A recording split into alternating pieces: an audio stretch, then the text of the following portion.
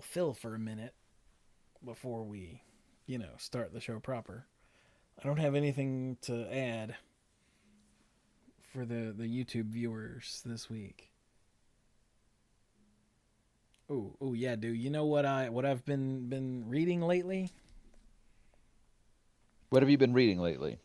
The entire X-Men Age of Apocalypse storyline Ah, from the mid 90s, where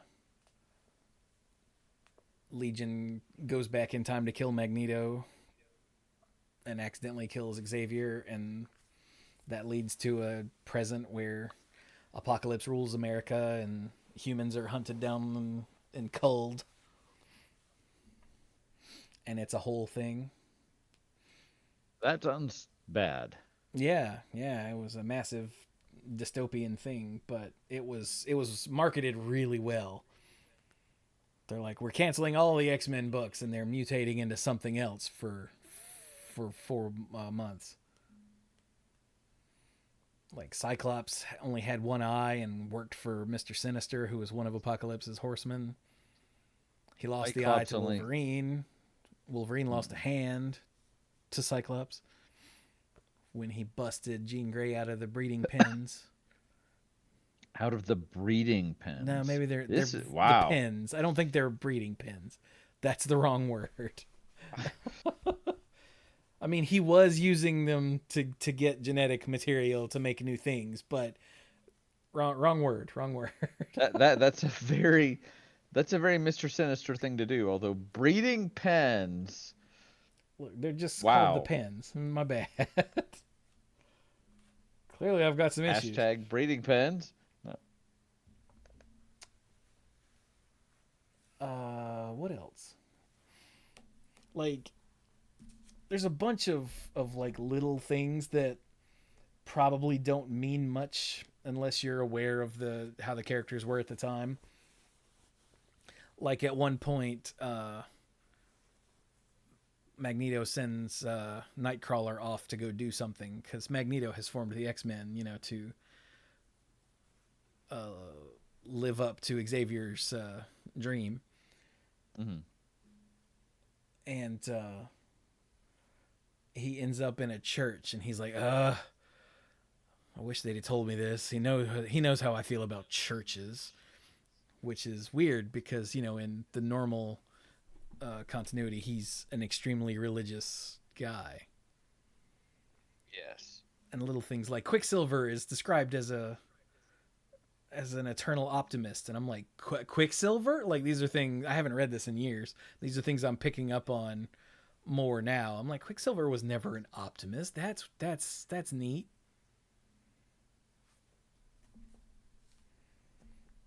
But yeah, it was all collected in 3 trade paperbacks that, through judicious use of used bookstores and waiting for sales, I've picked all 3 up for single digit dollars each. So now that I finally have all 3, I'm reading them, Nice. and it is depressing.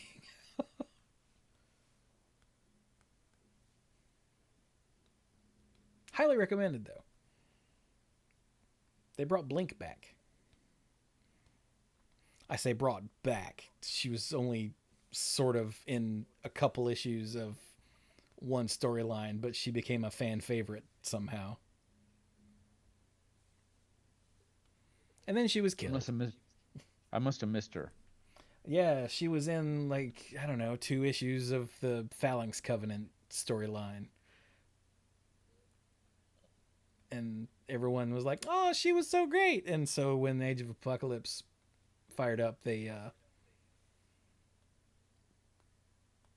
brought her back as a main X-Man character, and everyone loved her. And I think she's hiding around somewhere in normal continuity these days, or at least was, 5 or 10 years ago. They had found a loophole to bring her into the main continuity. Blink was one of the main characters of the Exiles, yeah.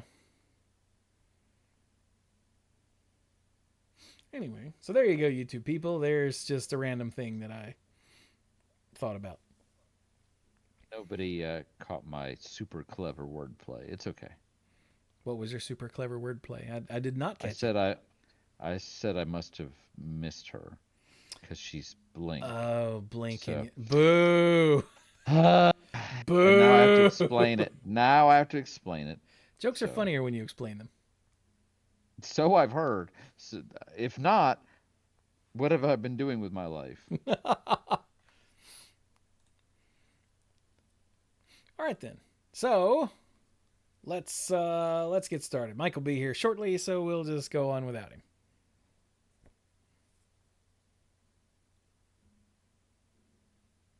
What was that? I don't know. A hard drive or something just went right as I started to say "oh jam," and it was a strange sound, so it caught me off guard. Anyway, okay, here we go for real this time. Ow, jam! Hello, everyone, and welcome to the Mana Pool. This is episode 740 of the Mana Pool. Oh, we're not going to be an airplane this year. We'll have to be an airplane next year. 747. There you go. Yep. But this is just I 740. got there. And I am Chewy, the lead dork. We are currently down one dork, but he'll join us in a bit, in theory. Maybe. That's the scientific term, yeah. Yeah, hopefully he'll be here. He said he would, and I'll hunt him down if he doesn't. How's that? Sounds about right. Yeah, so Brian's here. I am here. I'm the lead rambler tangent master. I'm here to talk vroom vrooms. And works. Dirk, the self-proclaimed greenest man alive and moral compass of the group. And I'm here to talk about the vroom vrooms. I think your car stalled out for a second there, man. Yeah, it'll be fine. That was pretty weird. Would you rather be like a... And that didn't even get picked up. I know, right? Is he doing it on purpose?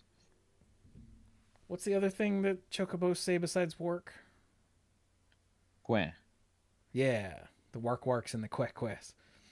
Quack. Wark? That's what the atomic duck says. What does the duck say? Work. Oh my god. All right then.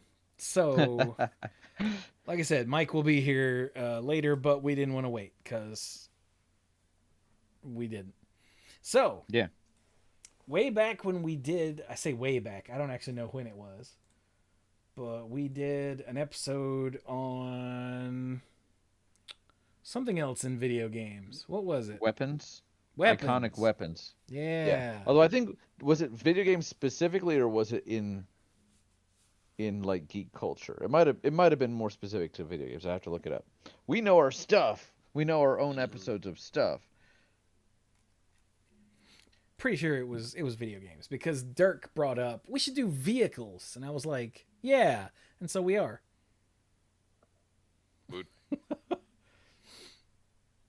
Dirk has ideas.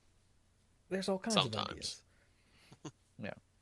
So yeah, I rather than just doing like we did with weapons and just barfing out a bunch of stuff, I wanted to do some categorization because I'm that kind of nerd or dork. So I came up with this pretty quickly, so it could use some work, but I came up with a list of an ascending amount of time spent in vehicles. So level 1, they're not a thing that you play. They're either in cutscenes only, or they're a location, or they're just in the background. Like, oh hey, yeah, look at that. We'll have several examples of all of these as we go. Level 2 or category 2, they're just there to get you there faster. They don't really do anything different. Like, you could probably get there by walking or running, but taking a vehicle's better. Mhm. And it might get you over, certain types of terrain you couldn't before, whatever. It's really just going faster or better. Number 3, I think, is where the vast majority of our examples are going to fall. And that's where the vehicle gives you a different type of gameplay or more abilities that you didn't have beyond just, now you can go over rivers. They've got better weapons or something else. So this is where the vast majority of them are going to fall, I think. And then for 4, where all of the gameplay is the vehicle. So think of something like racing games or space shooters, where that is the gameplay. You're not a different character and you get in different vehicles, that the vehicle is what you're controlling the whole time. So that's what I came up with relatively quickly when I was like, we should probably section this off somehow. And that just spilled out of my brain like I had been thinking about it before, but I had not. So quick and dirty categories, right? Right. Yes. So I figure we'd start with 1. So they're not gameplay vehicles, they're just kind of there. The first example that popped into my head was the Batmobile. No, not in Arkham Knight, in Arkham Asylum, where it's just there. You're in it in the opening cutscene. Later, it's part of the level because some goons that have broken out of the asylum are trying to jack it, like they do. And then later, you summon it and it runs over Bane and knocks him into the water, where he totally doesn't drown, even though he's got a Batmobile on him. And Batman's cool with this. He's like, well, he's in the water under a Batmobile now. Let's go get Joker. Like, the Batmobile pops up a lot in these, like in the original NES game by Sunsoft. Do you remember where Batman was purple? I loved that game. Yeah. It was great. Yeah, it's just in cutscenes where you're. Mm-hmm. It's really just cutscenes that are recreations of scenes from the movie. Yeah, and it's like, okay, ending stage 1, go to stage 2, and there's a little cutscene of him driving to the factory. Yeah, and the guns pop out and go and shoot open the wall of the door. Yeah. And even in fighting games, like in Injustice, the Batmobile made an appearance in Batman's, I forget what they're called in Injustice, their ultimate move or whatever it's called, his limit break.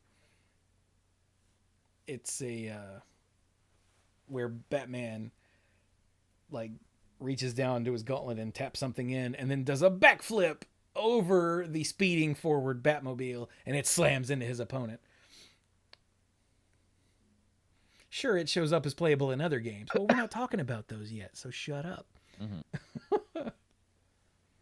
One at a time. Yeah. One at a time. But yeah, for some reason, the Batmobile in Asylum, like I said, was the very first thing that popped into my head when I was coming up with these. I was like, oh yeah. First thing that I thought... Sorry. Oh, go ahead. No, I didn't want to interrupt. I do that a lot. First thing that I actually thought of when I'm like, okay, what's a vehicle, by definition, that is only a location, cutscene, something like that, and you're not actually playing as it? First thing that popped into my head, shows my age with this one, Super Mario Bros. 3, the airships. Those were mentioned in the Discord. Were they? Well, I didn't get it there because. And someone said, "I don't think that should count," and no, it shouldn't. But they are vehicles. Airships are by definition vehicles. Not to mention how many airships in video games there's an airship level, especially in fantasy games. So this is kind of a catch-all. But the one that came to mind for me because of when I was growing up was, every one of the first 7 worlds of Mario 3, there was when you get to the end of the world, there's a castle, but the Koopaling boss is not in the castle. They are in an airship that's floating above it. You start the level, and if you beat it first time, great, and you move on to the next world. What was kind of interesting was if you lost, the airship might move to another point on the map, and you may not have done all the stages because they often had branching paths, and it might go to an area where you have to beat another stage to get to it again. So not only is it a stage and you don't control it, but it actually does move around the map. So, and then Man, I'd forgotten about that. in the final world, there are a couple set uh, airship stages where it's more like you're not on an airship, you're moving like through a fleet of them. So it's more of a fixed location sort of thing. You forgot that they would move around the map? I did, yeah. I That's haven't just played because you're Mario so 3 in good. so long. And I'm sure you beat them all in your first try, I'm sure. Yeah, we'll go with that. Mike's not here. Dirk, did you have an example of category Steve, one? how about you, Steve? Oh, right. Chifuji Two. just said the anchor item you could use to make them not move. Oh my god, I'd That's right. forgotten all about the anchor. It wasn't super helpful because, you know, If you're good enough to beat it on the first try, it kind of was a useless item. well, just it wasn't always it wouldn't always move to somewhere where you couldn't get to it. But the higher the world level, the more difficult the stage is generally. So some of those stages in World 7 with all the pipes were and all the little black piranha plants were kind of insane. So, yeah. But Dirk, what were you going to say? For my first category, I'm going to go with the Normandy from the Mass Effect series. Of course. I've never played Mass Effect. What is the Normandy? Or is it the Nor? You The keep saying like the Normandy, Norman D. Is it like Norman space the letter D, or No, is it just the way you're it's pronouncing like it? the no, place in like France. Normandy, as in like the location in Normandy France. Beach. Okay, all right. So, the Normandy is the spaceship that your character travels around in. There's two variations of it because you fly the original Normandy in the first Mass Effect series, and at the beginning of the second one, that ship is blown up. And then the Elusive Man, who is a character from that series, who has lots of money and resources, uh, gives you a new Normandy, like a bigger, better version of the Normandy, and that's the one that you trops around in the second game and the third game. So the big thing with it is story wise, it's how you travel around. Like you uh, take the ship and you can fly it around. In the third game, you actually control it because of the Reaper invasion. You can go into a system, try and find resources, and then try and skedaddle before the Reapers actually show up to wreck your ship. So you do control it to an extent, but the main beat of the Normandy is it's a location where you interact with your party. You go and upgrade stuff like your weapon, your armor, you buy supplies. The big thing is with any game that's by or BioWare is you interact with your party members and you develop a relationship with the party members, which unlocks more stuff for you to do in the game. So that's kind of the main setting of where the Normandy is. It's just a giant spaceship that you get to go and explore the galaxy in. Yeah, it's your hub. Hmm. And you get the ship itself has an AI that's Edie, and uh, she actually becomes a sentient robot in the third game. So yeah. Weird.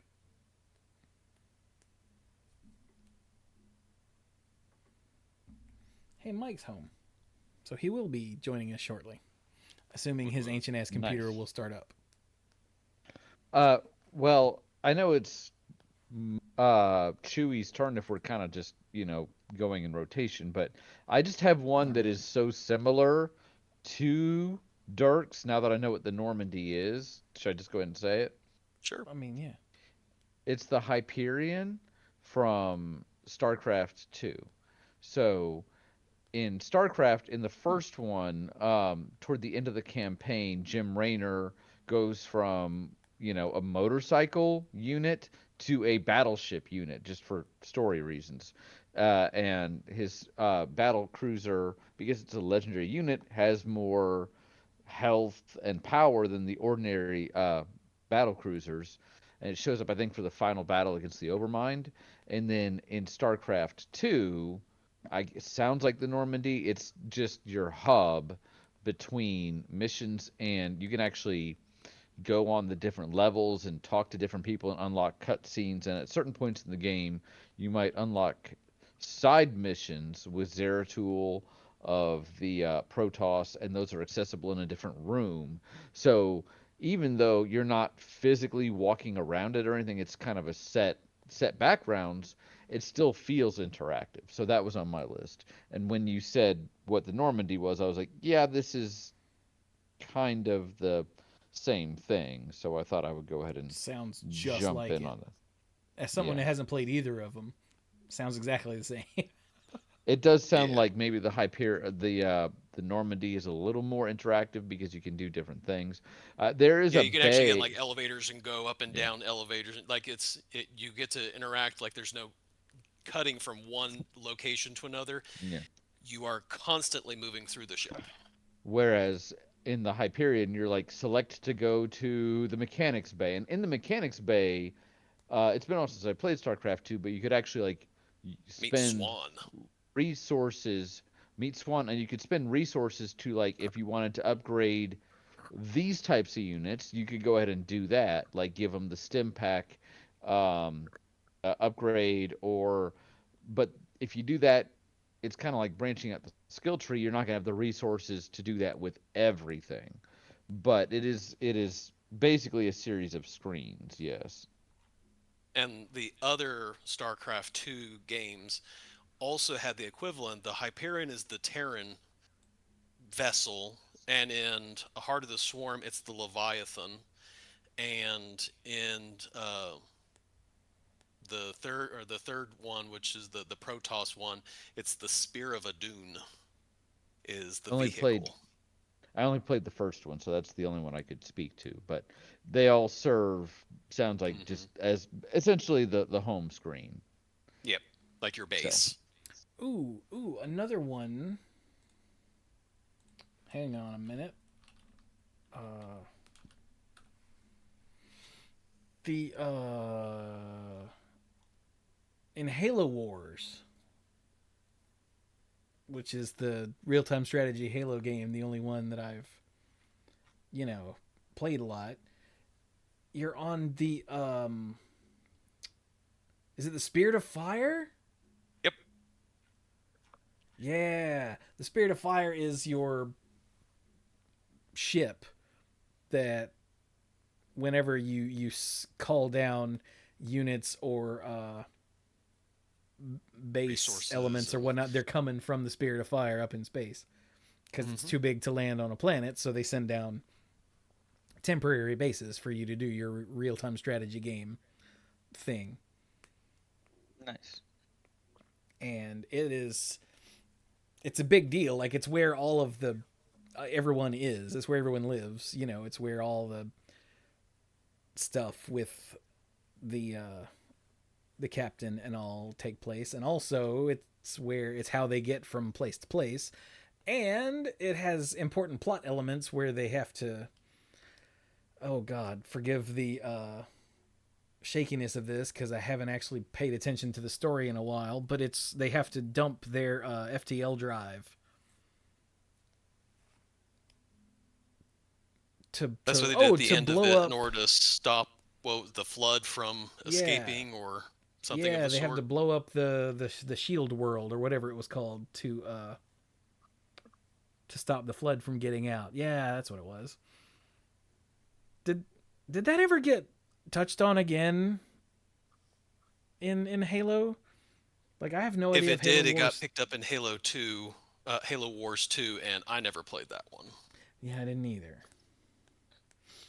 I always wondered whatever happened to them. Like, I didn't know if that story ever got picked up again in any later Halo games or not. Because they're off somewhere very far away without a faster than light drive, so they can't get back. Get back into the fight or warn it's everybody, like, hey, there's this thing.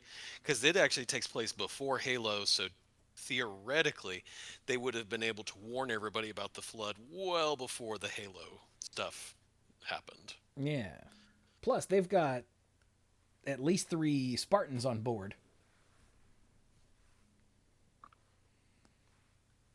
King Leonidas? I hate you. I played Halo 1 poorly. And then Jimmy played Halo 2. So, that Poorly? is the extent of my Halo. No, way better than me. Yeah. Alice 130, Douglas 042, and Jerome 092 are the 3 Spartans on the Pillar of Fire. Spirit of Fire, not Pillar of Autumn. Spirit of Fire. Mm-hmm. Didn't they make Halo into like a TV show with Jack Black? They made it into a TV show. I don't know if it has Jack Black in it, but yeah, I watched the first season of it. It does not take place in the same universe. It's kind of like I heard it parallel. It's in a parallel universe and everything of the Halo series, like same characters, same this, same Covenant and all that, but they go at the story in a different way. Well, yeah, it's an adaptation. So yeah, I still heard so it was not a canon show. Well, like, only Star Wars really cares about that sort of thing. So, ow.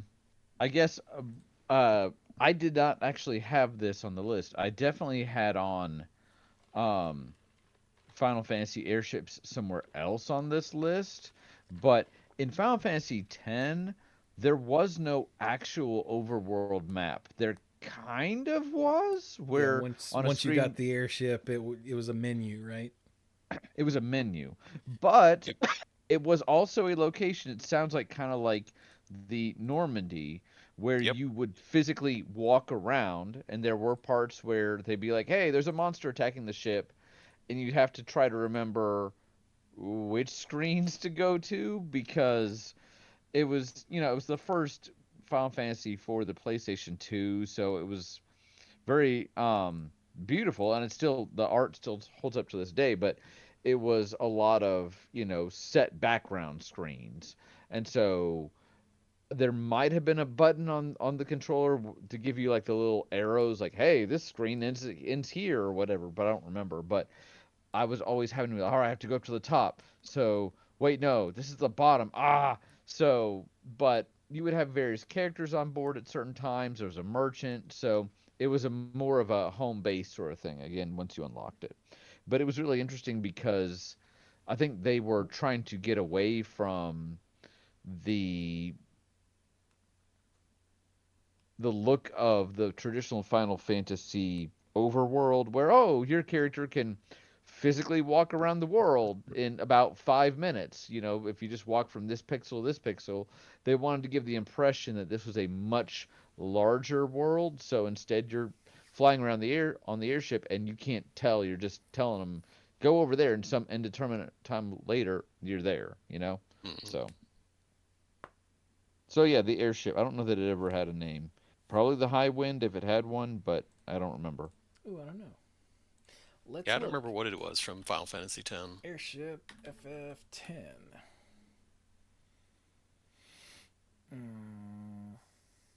Fahrenheit? The Fahrenheit. That's right. Was I it remember called that now. Yeah. Yeah, there we go. There it is in the wiki. Yep. They had moved away from the Falcon and Enterprise trope by then.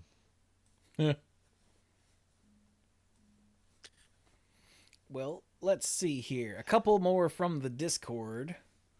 Well, let me do mine first, Oh, and then we can okay. do that. We'll do So yours then. my last one is the Ebon Hawk from the Knights of the Old Republic game. Oh. They So heard of it, never played it. So Star Wars Knights of the Old Republic takes place in the old, so that now it would be Legends, but it takes place, I think it's like between 1500 and 2000 years before the Battle of Yavin, and it takes place during an event called the Jedi Civil War, and this is it's a conflict between the technically it's the Sith, but we're going to say this the Jedi Civil War is the actual event. But anyway, there's a war going on, and the main character. It goes to a world called Terrace. They crash land on it, and they end up acquiring this ship, the Ebon Hawk, which essentially is it looks a lot like the Millennium Falcon, and it is the ship you use to travel around to the different worlds to push the story along. I will not bore you with the details of the story, blah, blah, blah, but Please don't. it is the vehicle that you use. Now, there is a point where you are attacked, and so you can actually go into the turrets and use the guns to shoot down the enemy fighters that are attacking you. So it does have that interactive, but I will point out that the Ebon Hawk, the Knights of the Old Republic game, was made by the same people who made the Normandy. That's BioWare. So Oh, the yeah. Normandy, as a vehicle of home base that can travel around and everything, has its origins in the Ebon Hawk from the Knights of the Old Republic series. And it is where you again go to your location, but it's also where you pick your party members before you go on excursion and start doing your thing. Cool. I have one more as well before we go to the Discord, but I don't know if Mike wants to jump in. I was saying Mike is here now, though. Yeah, I'm here now. Which subtopic are we Category 1. doing? Category 1. Okay. So, something I thought of, and I can't remember the exact name of the level, but I know I'm certain it's something like it has shown up in multiple games. But in at least one Sonic the Hedgehog game, probably more, there are places where the entire level is some kind of airship that you're having to navigate the guts of on your way to find the boss. Egg fleet, yeah. Yeah. Mm-hmm. So that's good. There's spinning propellers and fans, and there's always a section where you're navigating part of the underside of the ship or outside of it, so that right below you is certain death. You fall right off the screen. And in a Sonic the Hedgehog game, when you get to a place where you have to be more careful, it slows the pace down a bit, makes it play very differently. But not just in that game, but dozens of other games, you'll find that kind of level where suddenly you're infiltrating this big enemy ship that's up in the sky. I mean, heck, you have levels like that in Super Mario Brothers 3, where you just have to be careful navigating your way around, and have the danger of just falling infinitely to your doom if you're not careful. Proof, ladies, gentlemen, and everyone between, that we do not script the show. So Chifuji said the name of the stage is the Big Egg. The Big Egg, okay. Well, it's before the Death Egg. In Sonic 2, there's an airship stage that is the penultimate stage before you reach the Death Egg, which I think they had to change for copyright reasons. But there's an actual air fleet stage. Sonic was always a weird one for me. Go ahead. Were you talking 2D or 3D Sonics? I was thinking of 2D Sonics. I didn't play. Okay. I personally didn't really play any 3D Sonics. I've seen people. I've sat in like someone's couch and watched them play it. that was pretty limited. Gotcha. Um, yeah. Sonic was always a weird one for me. As an older kid, I kind of got used to it, but the first one really bothered me because I grew up on Mario and I was like, I want to explore the stage. And Sonic just wants to go fast. I'm like, but I'm gonna miss something. I want to fill out the map. And Sonic just isn't meant to be played that way.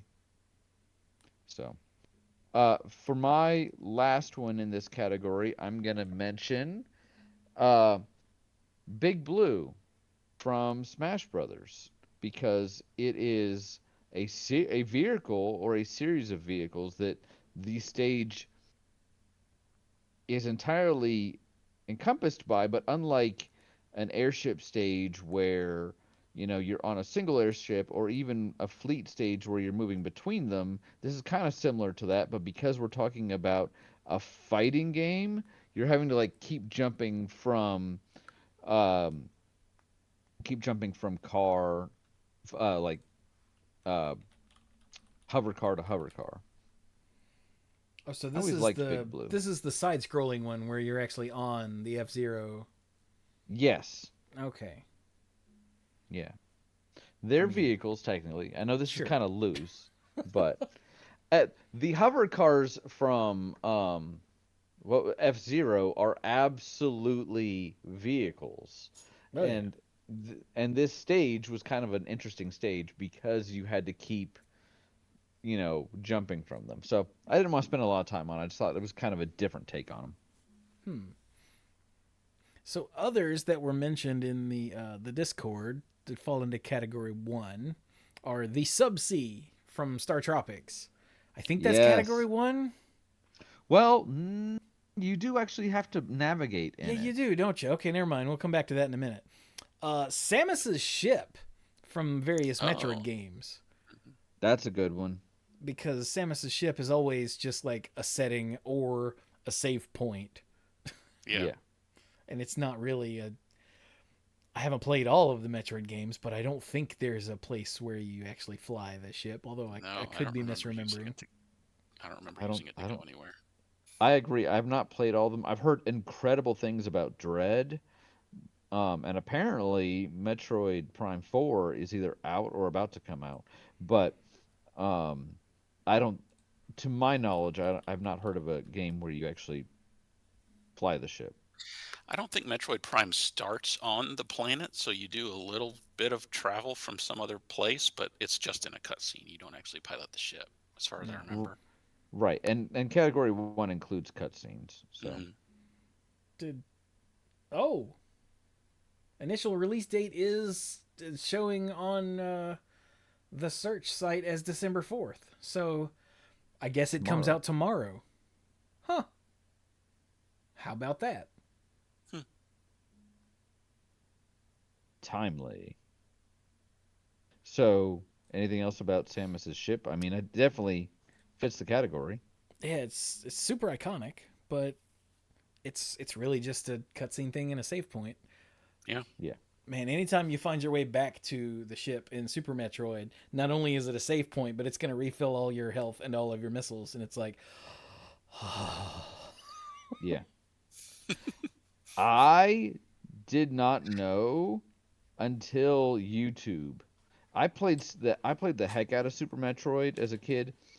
I had no clue you could save the animals until YouTube was a thing.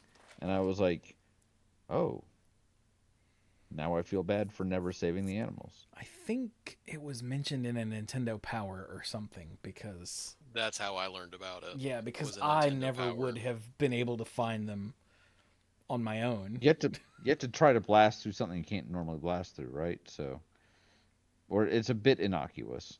I don't remember. I think it's just out of the way, like, because you've got the timed escape sequence, and why would you not just go to the ship? Yeah. Yeah. Well, if I remember correctly, there's a door that you can only open if you did it fast enough, and it opens to take you to that room. But if you don't do it under the time limit, the door doesn't open at all. Like the door's there, you just can't open it until you go faster. Hmm. Jeez. Okay. Because I did get that. I remember Somehow. when I had Metroid 2 for the Game Boy, I was either like I either just didn't have the attention span or work ethic or what to like remember how the levels fit together and where I was. So half the time, if I made it back to the ship, I was like, oh geez. I loved Metroid 2, and for whatever reason, that one in my head, I could put together a map for. I'm like, all right, this is Zone 2, this is Zone 3, but I'm just good like that, I guess. All right, a couple more from the Discord that fit into this are the ships. There's a bunch of different ones, but they're all essentially the same idea. From FTL.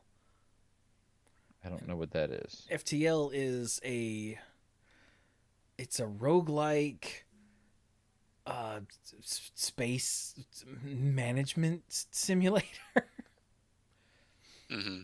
It Roguelike space management simulator. Yeah, so you're like where all you have a crew, you have a ship, and you have crew members, and you can station your different crew members in different places. Like if you station one, at the like the power at the generator, whatever it's called, then you get an extra unit of power as long as it's manned. But if you pull them away to go fight like aliens who beamed onto your ship or to go patch a hole or repair damage or something, you lose that one extra unit of power to power your various systems. Mm-hmm.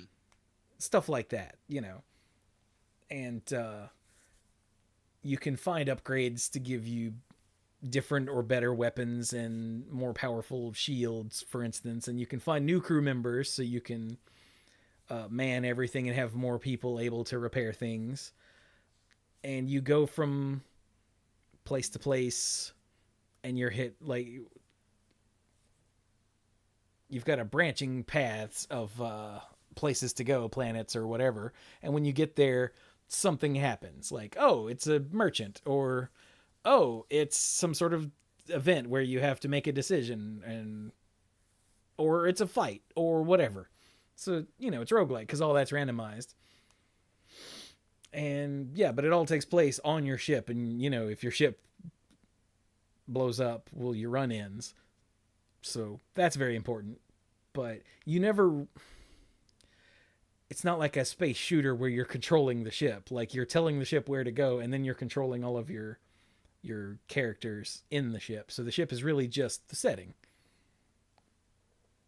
But it's also the main character because, again, if they cause a hull breach in one place, all the air will get sucked out and you'll all die. So you've got to send people in there to repair it, and you've got to make sure they don't die. This sounds like the sort of game that I am always drawn to and always end up hating, because I'm always like, this was my problem with Warcraft and StarCraft, is like I can focus on what's on the screen. And then if I send some units off to fight somebody else and I'm not paying attention, I'm like, why did they all die? So I'm not good at the good news. Sending... Your ship, the entirety of your ship is always on screen. That's good. So there isn't any off-screen stuff, but there's a lot to keep track of. Like I remember one run in particular where I misclicked and opened a door. And I'm like, all of a sudden, like half my ship is out of oxygen. I'm like, why don't I have any air? What? I didn't see a hole. There was no damage. Like what? And I realized, oh, there's a airlock door is open. Idiot. Like, it's like, but yeah, again, you don't actually fly the ship around in the traditional controlling the ship sense. So, I think that's category 1. I think so too. Yeah. Mm-hmm. So are we good with the cutscene and background and non-playable thing? Yep. All right, Mike, you showed up late. You good? Yeah. Okay. So the second category was it's just transportation. It's either faster or better or gets you across a certain type of terrain you couldn't, whatever. But it's just transportation. Like the first example I gave, cars in Grand Theft Auto, horses in a Red Dead game, that sort of thing. horses in Zelda, although I have to say Yeah. that it was really iconic in Zelda Ocarina of Time when you're like, wait, I get to ride the horse? Kids these days are spoiled by all of their modes of transportation. But when you grew up playing Zelda, you played Zelda 1, you played Zelda 2, you played Zelda Link to the Past. A Link to the Past, and then the Game Boy game and all that, and you're like, hey, I kind of know this world, and then you see the loading screen for Ocarina of Time, and you see a horse, and you're like, oh, that's cool. And then you like learn to ride it at the ranch, and you're like, this is a fun little mini game, and then you can ride it out later, and you're like, mind blown. Just I don't know how else to describe it. Just the way that it felt very iconic, you know. That is a good point. Yeah. And now it's just kind of expected. It Like, is. I Yeah. got In a one. third person game, you're either going to have cars or horses or Yeah. something. If it's an open Yeah. world game, you're just gonna. You're just gonna. Like what would The Witcher 3 be without Roach to ride around on? You'd never get anywhere because The Witcher 3 is a massive game. You ride a roach? Yeah, Roach is the horse. Oh, not like a Mhm. big bug. I thought that was really no. creative for a Her name is second. Roach. She's a sweetheart. Okay. Yep. This to me was the fastest category only because I found that everything was kind of the same. I do have the bicycle from Earthbound on this list Yeah. because it was awesome. And yet it was both realistic and yet a bit of a problem because you start the game with Ness, and in the first town, you can get a bicycle, and it's great, and it definitely increases your speed. You have a very limited inventory in this game, so it's one thing you have to kind of like work around. But then as soon as you pick up your second party member, you can no longer ride the bike. You never get to buy like more bikes. So, on the one hand, again, the whole thing with Earthbound was, hey, it's Really? a RPG but set in modern times, which now we have a lot more of that, but at the time it was like the only one because every other RPG was medieval, pretty much to a T.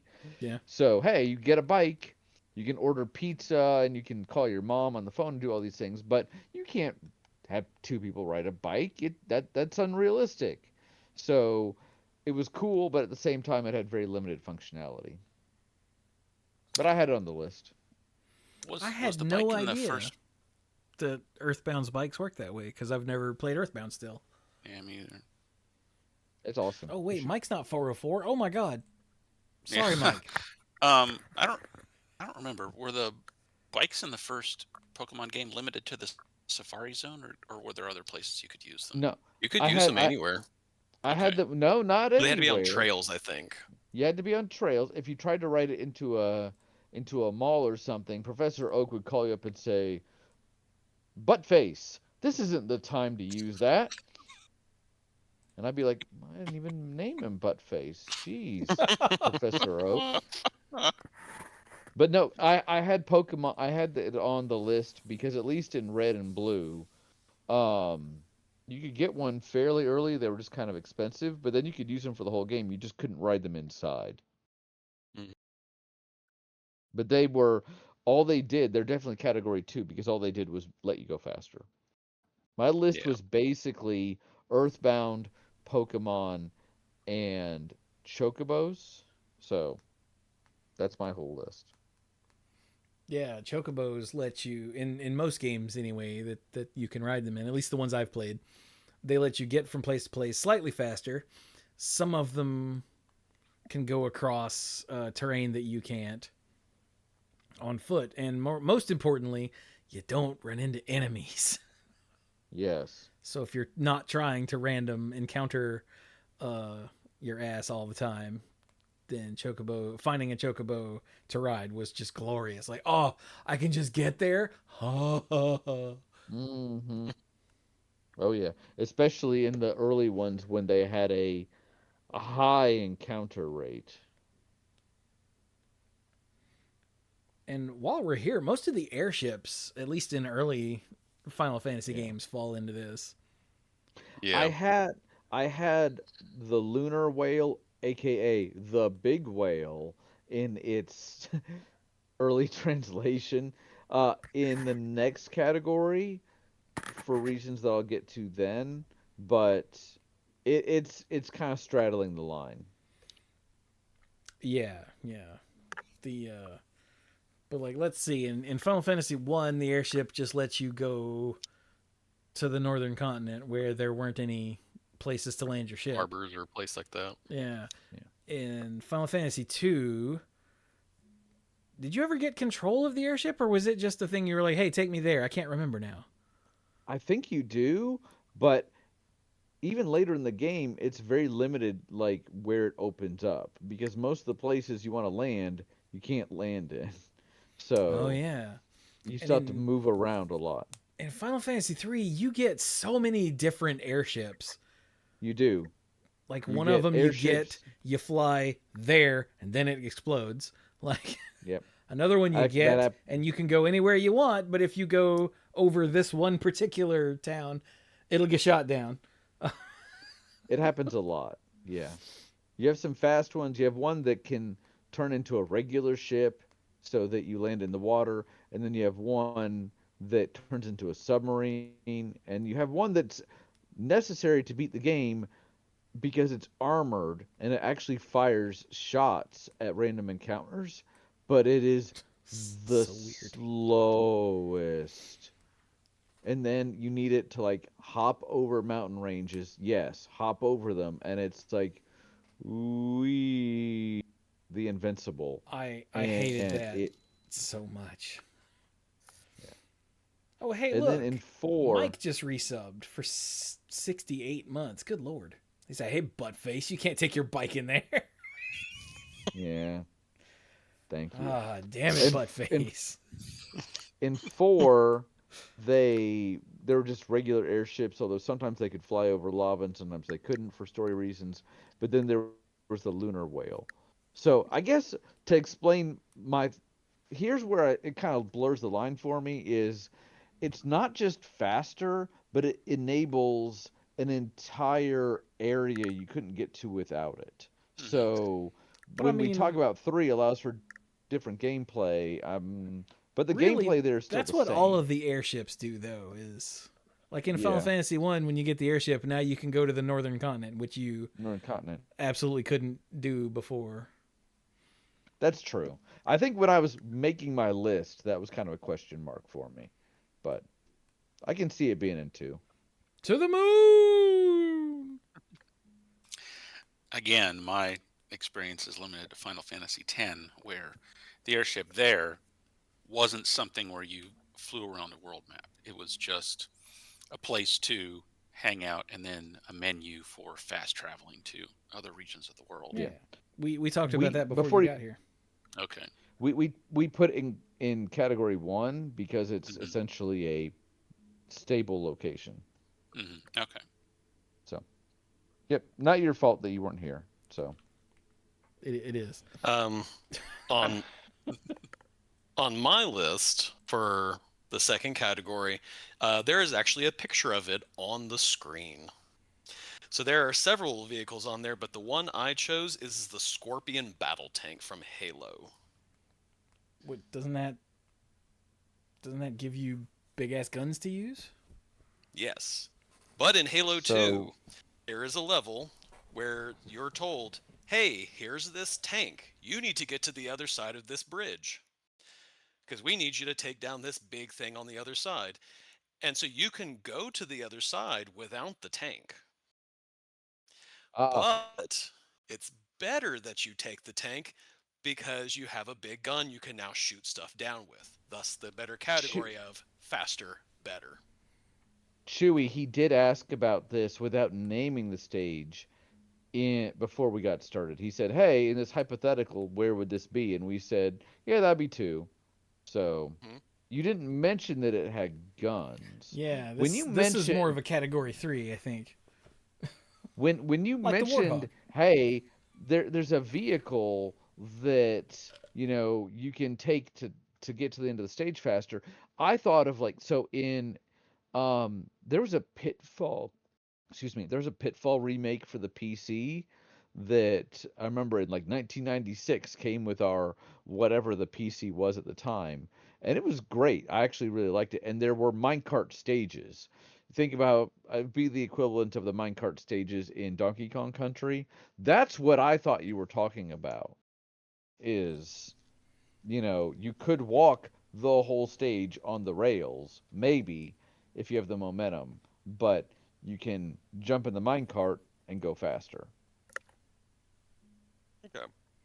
Well, then in that case, I'll come back to it and I'll go to the other one, another one on my list, which is the Epic or Epoch from Chrono Trigger. Yeah, there you go. That's on my list. That there you yeah. If So, if the lunar whale is in this category, then this is too. Yeah. so yeah, in Chrono Trigger, you bounce from time to time throughout the game, but you usually get there through these time gates. But when you get the Epoch, then you can actually just fly this ship to literally whatever time you want, and you don't have to, like, the time gates link to from one specific time period to another specific time period, but there's six of them, six different time periods throughout the game. So if you really want to get from point A to point B without the Epic, you have to, or Epoch, you have to go either to the home gate, like the place at the end of time, and then figure out which one of the time gates to go to get to where you want to go, and then work your way back, or you can just take this ship to get there and just get there. Yeah. And Lickety originally split, it not have to wasn't. do that.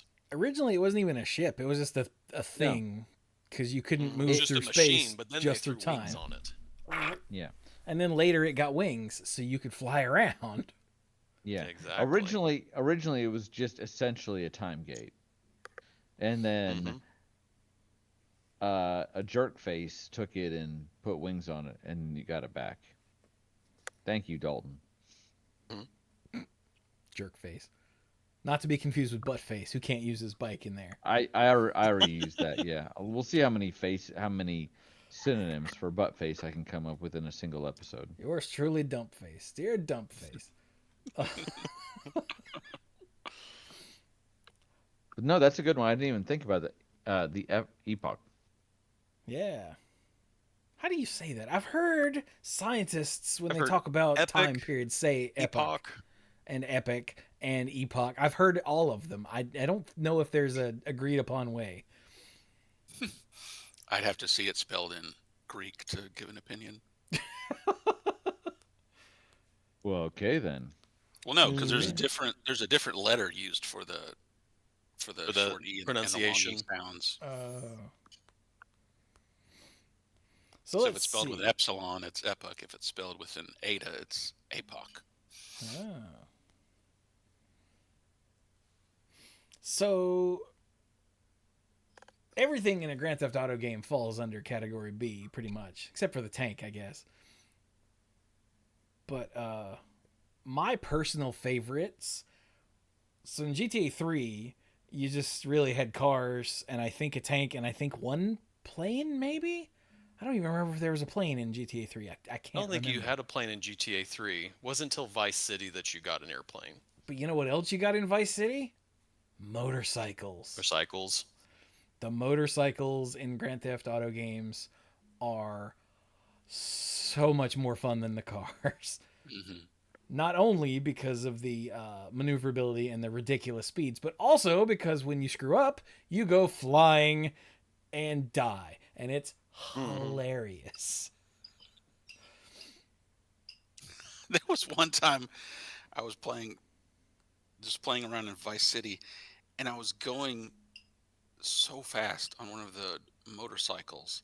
I was just rolling down the freeway, and suddenly I was like going through the air, and I'm like, I had no idea what just happened. And then the game finished drawing the bridge underneath me. Like, that's how fast I was going, that the engine wasn't keeping up with me. You outran the draw distance. Yeah. That is awesome. And then Chifuji just brought it up. in San Andreas, we got the next evolution of that, bicycles.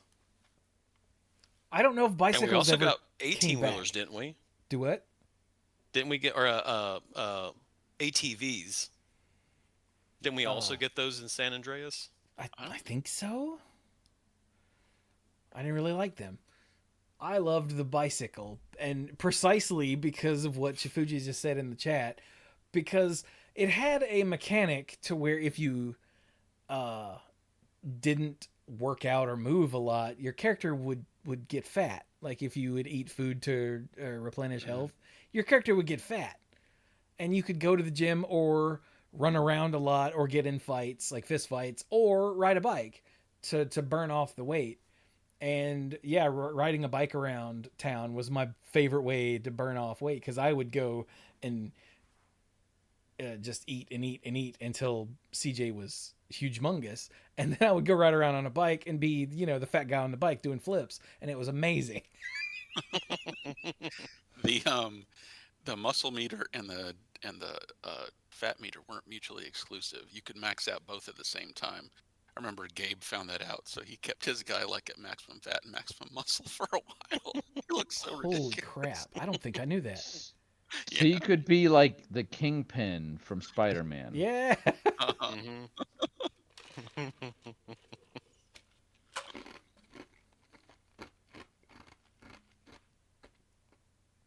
That's amazing. Let's see. Like, that's pretty much all I got for Grand Theft Auto. Like, there are multiple different cars, like from big and slow and stupid to super fast and insane, to the motorcycles, to the bikes, to tanks, to several different kinds of planes, including a fighter jet.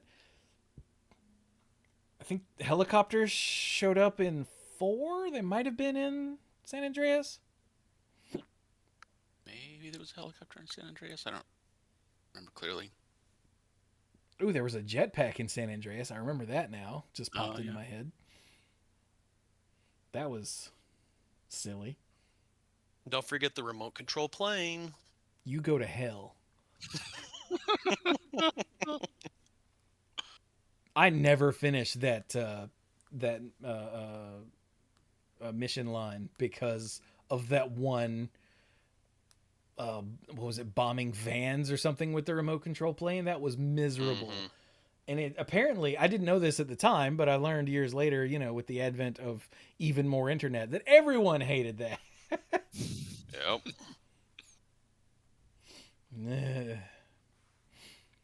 Okay, let's see. What else do we have for category 2? Anything? I guess, does fast travel count with this?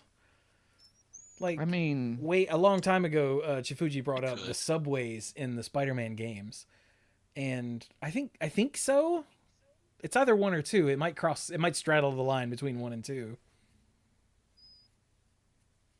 because some of them only take place in cutscenes, but also it's transportation. Yeah, it's hard to say where things like that fit between 1 and 2 because, like, again, in Final Fantasy X, but also in games like Diablo 2 and 3, there are some like vehicles or transportation things that are really just bridges between different acts. Or different specific areas of the map. Like they're fast travel just from one place to another. That's it. You don't even get to choose where you end up. It's just back and forth between those 2 places. It's hard to say where they fit into 1 or 2. Maybe just 1 for the limited ones. It could be that this basically loading screens. It could be that this needs new categories. Mm-hmm. But the subways from at least Spider-Man. Yeah, Spider-Man and the Miles Morales. I haven't played Spider-Man 2 yet. But the subways in that, once I found out that on the PC version, you have to go into the options and turn on the subway cutscenes because there's no loading if your computer is okay enough. So I would get like and it's done. And I'm like, I thought there were things happening on the subway. And it wasn't until like damn near the end of the game when I realized, oh, it's something I've got to turn on. Oh, and it's so cool because you get to see Peter and Miles like interacting with people on the subway as you rather than swing. I very rarely use the subways because swinging is so just glorious in those games. But I would happily go all the way across the city. But towards the end when I'm just trying to clear up stuff from the like off the map and whatnot, I fast traveled more. But you would see things like Spider-Man sitting there on his phone on the subway whilst the person sitting next to him is dozed off with their head on his shoulder, and he's just like, oh well, it's New York. Or you would see Miles standing there in front of a group of people and going, wait, wait, wait, wait, and he would do a backflip, and everybody would cheer, and then it would end. Stuff like that. It's very cool. But that wasn't on my list. The one that was on my list, as far as fast travel goes, is The Last Stag in Hollow Knight. The Last Stag is essentially, it's the Stagways. And it's essentially the subway, but it's because everything is bug based. It's a big long-legged spider thing. And you can find him and get him to be your fast travel, essentially. So when you find a new Stagway station, you can, I think you have to insert some money or something, and it'll add it to your fast travel locations. And the Last Stag is the guy who, he's very like old and grumbly and but the little cutscene that plays after you hop on and he takes off is just glorious because it's this, he's a big, yeah, like stag beetle, yeah, but he's got super long legs and he's just like full full beans all the way through this long ass tunnel, and you hear the galloping, and it's got the like a filter on it to make it look like you're moving real fast, and it just feels like freeing because everything in Hollow Knight is depressing. Like, spoilers, without being specific, every character you meet, you're gonna go at some point, you're gonna go, oh damn, like except the Last Stag. I think I don't remember anything bad happening to him, but he just seems happy to have work again, and it's nice. Plus, I didn't have to take 10 minutes to get back up there when I could just take the damn stag.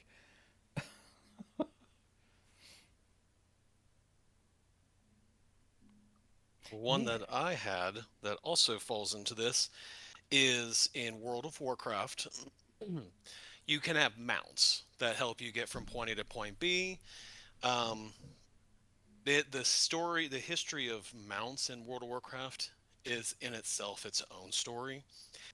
But they started off with ground mounts that you just, rode like horses or night sabers or wolves and whatever.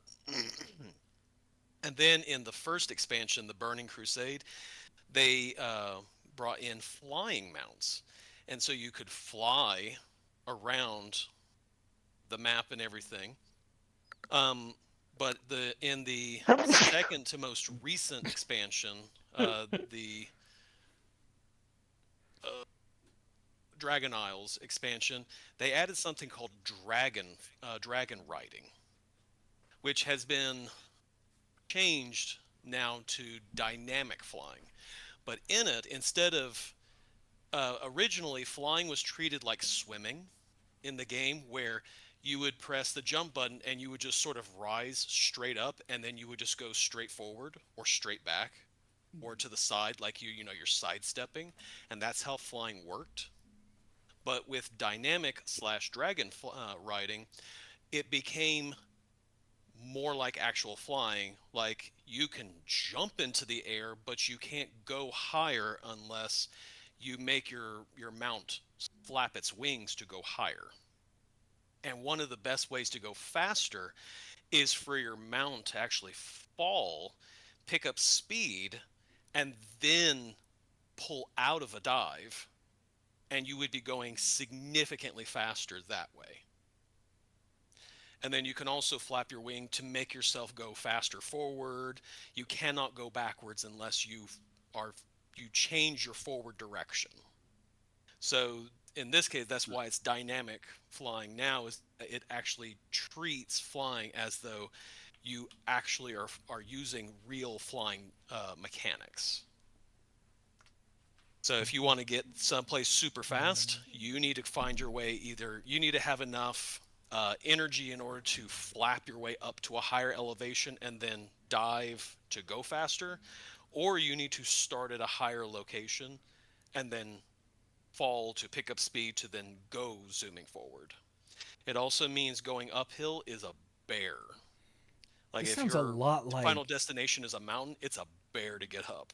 this sounds a lot like gliding in Arkham City as Batman. Mm-hmm. But that was a thing that they implemented into the game as well, and it's really fun. Uh, and at one point, they actually added a mini game where the whole point of it is to get you get metal trophies like bronze, silver, gold, and everything if you can beat the time trial of going through rings through a course from a starting spot around the course back to where you started throughout the map locations using dynamic riding. So that was also an achievement, and how you got all kinds of fun stuff as well was through that as process. So not only was it, getting from point A to point B faster, it was also, a mini game to help you get better at it. Nice.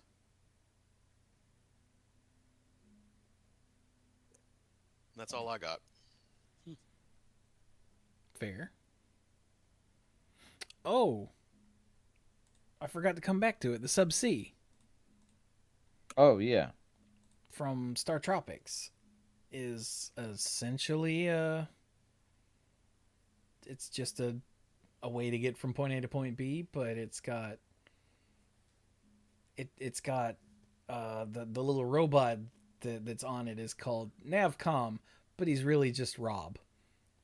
Like Yeah, nowadays, everyone's like, "Oh robot. yeah, Rob from Smash Brothers," but at the time, Rob was a toy from the super early days of the NES that just vanished. Mm-hmm. But yeah, it was a plot point, and it got you to the different islands. But it, like Brian said, at some point you actually did have to ride around in it. So, oh yeah, and it came. Oh my God, this is the main thing people remember Star Tropics for nowadays is that you had to put the letter that you got in the water to get the dive code. But there was no letter in the game.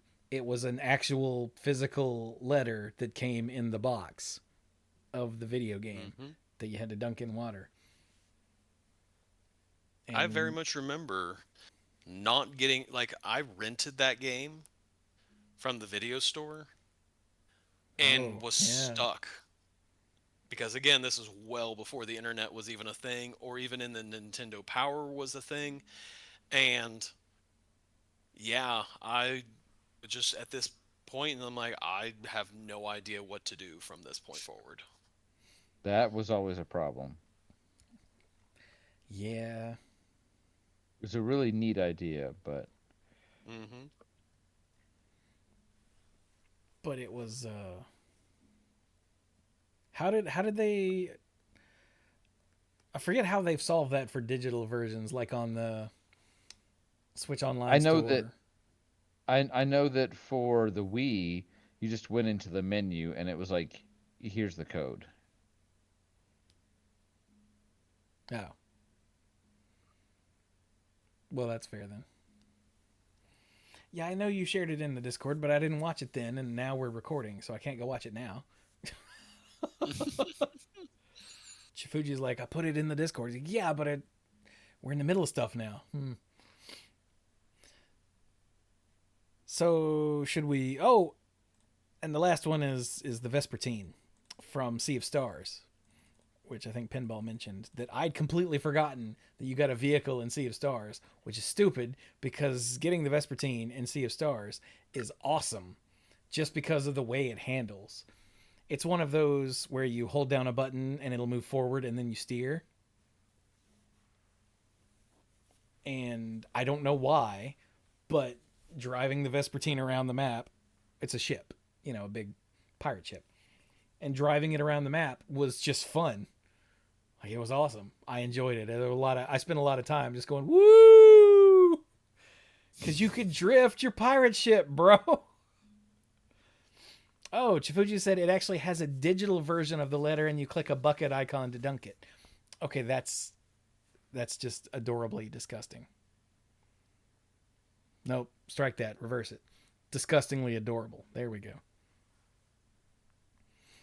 So we've spent all this time on the two easier ones. Should we go to category 3 now, which is where most things are going to be?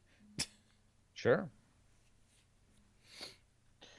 So category 3 is where it's not just a transportation.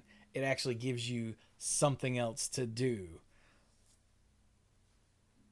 Whether it's increased firepower or something. I don't know really. Like the animals from Donkey Kong Country. Oh. Ah, yes. Like the rhino. Yeah, the rhino or the swordfish or Ostrich. I think there was an ostrich in a later one. Yeah. There was a beaver in one of them, wasn't there? I'm thinking of something else. But they're like the swordfish, especially allowed you to, because swimming in Donkey Kong Country 1 at least was miserable. It's the only one I've played. It was miserable, but it sucked. Like, it wasn't good because you're swimming in a 2D platformer and the underwater levels were just, it's not like Sonic where you had the dun, dun, dun, dun, dun, dun, dun, dun, and you had the heart attack. But when you found, I forget his name, but the swordfish in a box, it was like, oh, thank God, because now you could just swim around normally, and you had an attack, which you didn't when you were just Donkey or Diddy.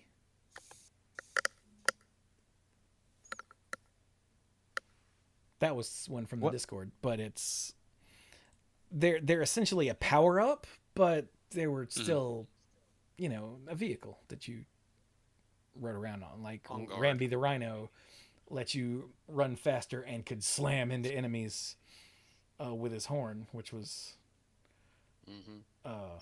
glorious, honestly. On Guard was the swordfish. On Guard, yeah, there we go. Oh, and Chifuji's bringing up the animal friends from Kirby. There are animal friends in Kirby? I haven't played any Kirby games for more than a few minutes. In Kirby's Dream Land 2 for Game Boy, yeah, there were some animal friends. Oh. I did not know that. Mm-hmm. And he also brought up the animal friends from Adventure Island, which the first one didn't have those. It just had a skateboard. But yeah, the Adventure Island 2, I know, had different dinosaurs. One could tail whip, one could breathe fire. This is Adventure Island for the NES. That's how old we are. Well, hey, Dirk, you had one of these. And that would be the Scorpion Tank from Halo. Surprise. Yeah, I know. I will say that my favorite part of that level with the Scorpion Tank and preceding games that had the tank in it was having all of the Marines that jumped onto the tank and offered support. And my goal was to try and have as many of them as possible by the time I got to the other side. And undoubtedly, if I screwed up, I usually lost all or most of them through things like this thing attacked me from the side while something else was attacking me. And but it was nice that they actually were useful, like they were shooting and blowing things up in addition to what I was doing. But sometimes the marine AI is just terrible at aiming, so they would shoot at stuff and it would just not do anything, or they would miss, making my job harder and thus keeping them alive harder. But the tank was my favorite vehicle to go in because of the Mhm. amount of destruction it offers. And then the Banshee let you fly around. Mm-hmm. And The murder stuff Warthog from let the you move air. around. Yeah. The Warthog let you move around really fast and bring some buddies with you. Like someone could stand on the turret, or even someone in the passenger seat could also be shooting their regular gun from there. I'm always reminded of an old penny arcade where they were talking about the mythical story The of mit- a warthog that actually left base with a gunner. yeah, yeah. It was like the Thelma and Louise, the driver and the side driver, and then the mythical gunner, and it shows the turret with like spider webs on it. Yeah, I love old penny arcade. um, but the comment that was made about co-op missions and everything, I remember playing Halo with my brother. That was kind of our Christmas, New Year's thing, was to play the original Halo in co-op. And we realized that the two of us had very different play styles. I was usually the person driving the vehicles because I was you know, I was the one who was more often to dodge and weave and actually move around stuff, and he was very much the person of, I'm just going to run them over. So he was the gunner and I was the driver, because if we didn't do it that way, more often than not, we ended up walking. And if you have a vehicle, the best option is not to do that. That is what I've heard. Yeah. So I was the driver, he was the gunner, and we enjoyed our responsibilities. Yes, he did, Chifuji. I mean, air is an element. Being in the vehicle when it blows up is not. If you're a baby. I didn't just hurt myself. Shut up. All right, what about someone else? There's the just real quick, an old NES game called Guerrilla War, which was a top-down shooter. Think like Commando or Ikari Warriors, stuff like that. You were a dude, and it was co-op too. The old man and I played a lot of Guerrilla War, and it was slightly better than your mindless blow everything up, because sometimes there were hostages that you had to rescue, and if you shot them, you lost points. And you wanted points because points got one-ups. And you needed one-ups. But occasionally you would find a tank to hop in. And there are a bunch of the top-down shooters that had tanks to get in. I don't think Commando did, but I know Ikari Warriors 2 did. I can't remember if 1 did. But Did Jackal also have something like that? no, Jackal was the vehicle. Oh, okay. But it was just extra hits and extra firepower. But when you found one and hopped in it, you felt like a god. You're like, I am the god of destruction and I will kill you all. Oh, they killed my tank. But those first few minutes, it's seconds with the tank were just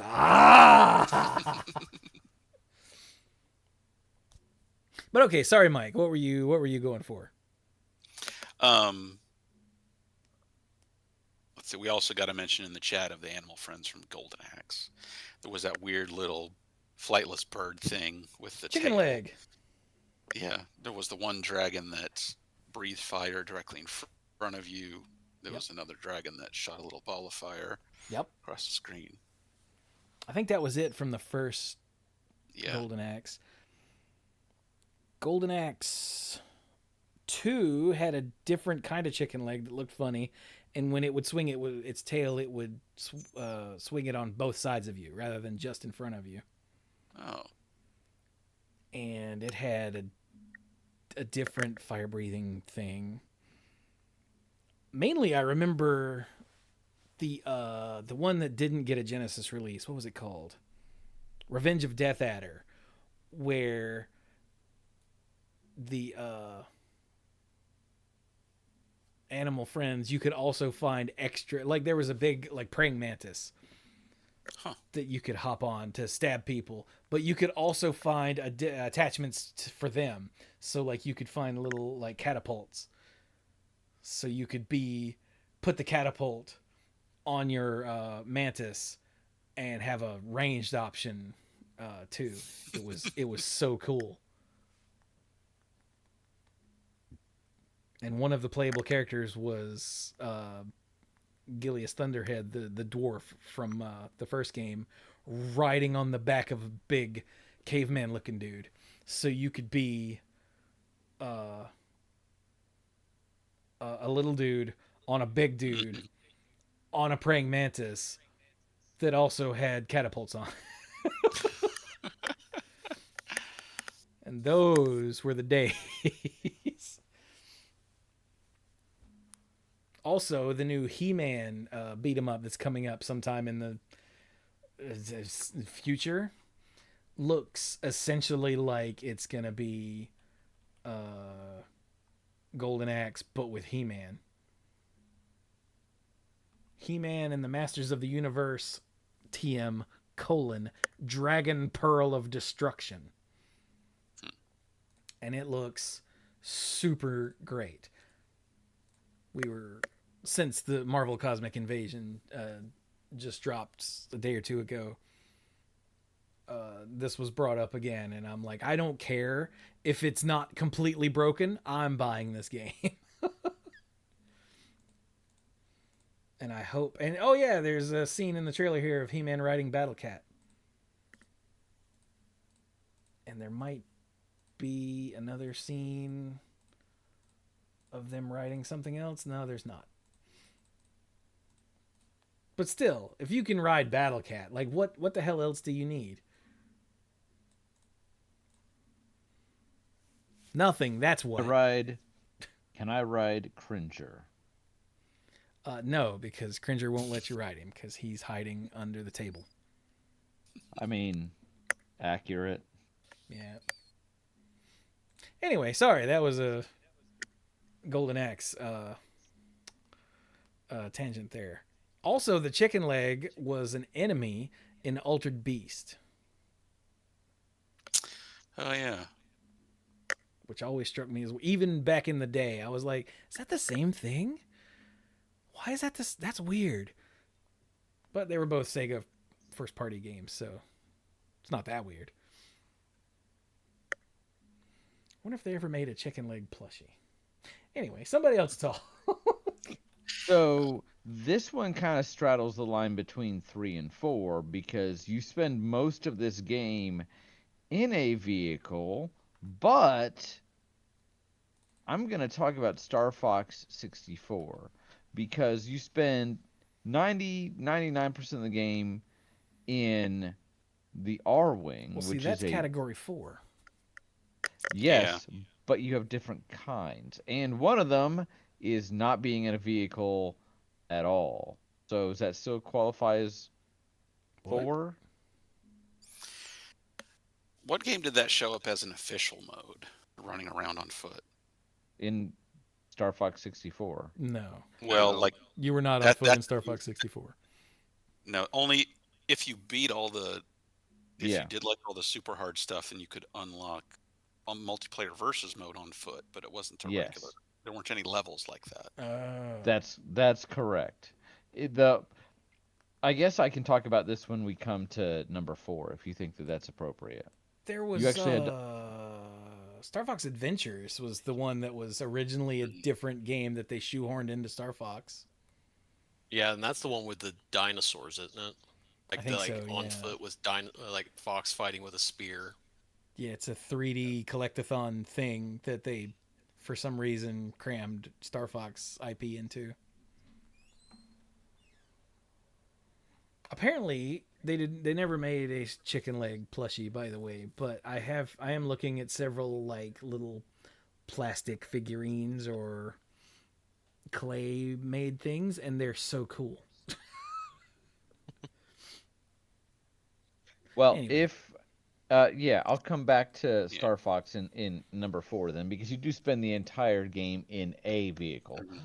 yeah, Um, One but interesting thing about that, I recently watched a YouTube video that was talking about a third penultimate level for Star Fox 64, like a middle level right before Venom, Mhm. that was cut because it just wasn't working out, and it might have been a level where you're on foot, maybe and since that's they why that put and that's why that yeah, still exists in the game code, but they huh, just cut the level completely because it wasn't working. that's neat. cool. Well, since I'll come back to that one under 4, one that is very much in level 3, or I'm sorry, in category 3, is called Metal Warriors, and it's for the Super Nintendo, and I rented this a couple times. Yeah. And did you play this game? I don't remember if I played it, but I'm definitely aware of it. So it's set in space, and in the future, and you play a pilot of essentially mech suits, think like Gundam or something like that, and most of the time you are in one, but they have different models. There's one that just shoots generally like little pellets, like think Mega Man. Then there's one that has a beam sword and specializes in, close up. There's one that resembles a giant tank and has an incredibly powerful blast, but it moves very slowly and can't fly, or it maybe can only hover. So you have several different models. And the neat thing about the game is, as your mech takes damage, eventually it will blow up. And before it blows up, you have a chance to get out. And if you get out, you are a stupid little human with a jetpack that can't Yup. do anything. Like, if you try to take on the giant mechs as a human, you will lose. But you are able to steal other people's mechs and be like, "Mwahaha." And Jimmy and I played. It had a split screen multiplayer feature where and you would drop down into a level, and there would be multiple, instances of these different mech models, and it was a blast trying to figure out which one best suited your play style. And there was enough variety in them that it was a lot of fun to play. So you were not a mech the whole time; you were the person, and most of the time you wanted to be in a mech. In the single player story, there were times where like you'd be infiltrating an enemy spacecraft, and the mech would not fit everywhere, so you would have to get out and be a puny little human to get through this hallway. And the whole time you're a human, you're like, I'm gonna die, I'm gonna die, I'm gonna die. I want to be in my giant space metal cocoon, sort of safety net thing. So, but yeah, it was a lot of fun. Anybody else play that? Mm-mm. No? Check it out No, sometime. It was Yeah. difficult. I, it There makes me was think of another game, but that fits better in 4. So we'll talk about that in 4. okay, but that was Metal Warriors. which was developed by LucasArts and published by Konami for the Super Nintendo. So, Oh, yeah, Well, here we actually, maybe go. this does. It's a side-scrolling action platform game with run and gun elements similar to Cybernator, Front Mission, and Metal Mech. I thought maybe it was a a sequel to something, or there was something that was a sequel to it, but apparently not. That's not. What you thinking of, Mike? Well, yeah, maybe this example does fit in category 3 for different gameplay and more abilities, because there's a game called Robot Alchemic Drive, and there are levels and scenes within certain levels where you're just walking around, being your normal human self, but the most impactful and important gameplay happens when you're remote controlling a giant mech. And there's 3 different ones in the game. Which one you get just depends on what the level is. This is a PS2 game for anyone who's going, what? Yeah. It had a really neat control scheme. Like you walk around by like alternating presses on the shoulder buttons. You swing the arms around using the sticks, when you're remote controlling the robot, and other stuff like that. But while you're remote controlling the robot, you're like watching it from afar from wherever you are standing. So you have to find a good spot to stand where you can see the action. You don't want to get too close because you're usually fighting a giant kaiju, and if the battle gets too close to you, you might get hurt, or stepped on or blown up or hit by debris from a collapsing building. That's so cool. I know. It is. It's a really neat and unique game. Huh. I think I first heard about it. No, I'm getting this out of order. Probably. I think my brother found it, and then I told some of my other friends from college buddies and grad school buddies who I knew were into odd games about it, and they were really amazed by it too. But yeah, there's the only way you can get like a first person or like over the shoulder view of the robot in action is if you actually like use your little rocket pack to go stand on the giant robot's shoulder while you're piloting it around. And sometimes that is a way to get around town faster if you're not in the middle of a kaiju battle. But then you have to get out of the way when the big monster actually shows up, or otherwise you're going to take a lot of damage when you get knocked off that giant robot's shoulder. Huh. I've never heard of this. I'm gonna have to totally find a used. I'm gonna have to emulate this. That's fun. So something sort of similar to what Brian said with Metal Warriors also goes for 2 NES games, one of which was on my list and came up in the Discord, and the other one came up in the Discord. You ever heard of Blaster Master? Yeah. Yes. This was on my list. Oh, Sophia the Third was on your list. Well, tell us about it there, Brian. Wait, what? Oh, Sophia the Third is the sorry. name of the tank car. Well, thing. it was on my list, but I never really played it a whole lot. So please, you go ahead. You probably played it more than I did. I died a lot. Yeah, well, that's what you do. So Sophia the Third is it's a car tank thing. The story in the American version, anyway. I think it's different in the Japanese version, but the story in the American version is so stupid. Your frog, your pet frog, your name is Jason, so I don't trust that guy. Excuse me. Excuse me. But your pet frog gets loose and jumps down a hole, and so you follow him, and then he gets into some sort of radioactive goo and grows massive and hops away. And also in this hole, you find a big-ass car tank thing. And so you hop in it and go to get your frog. I think his name was Fred. I don't know if that's right or my brain is making that up. The frog, I think, was Fred Frog. But yeah, completely ridiculous, and it's an early like Metroidvania style, like before that was a term. Yeah. Mm-hmm.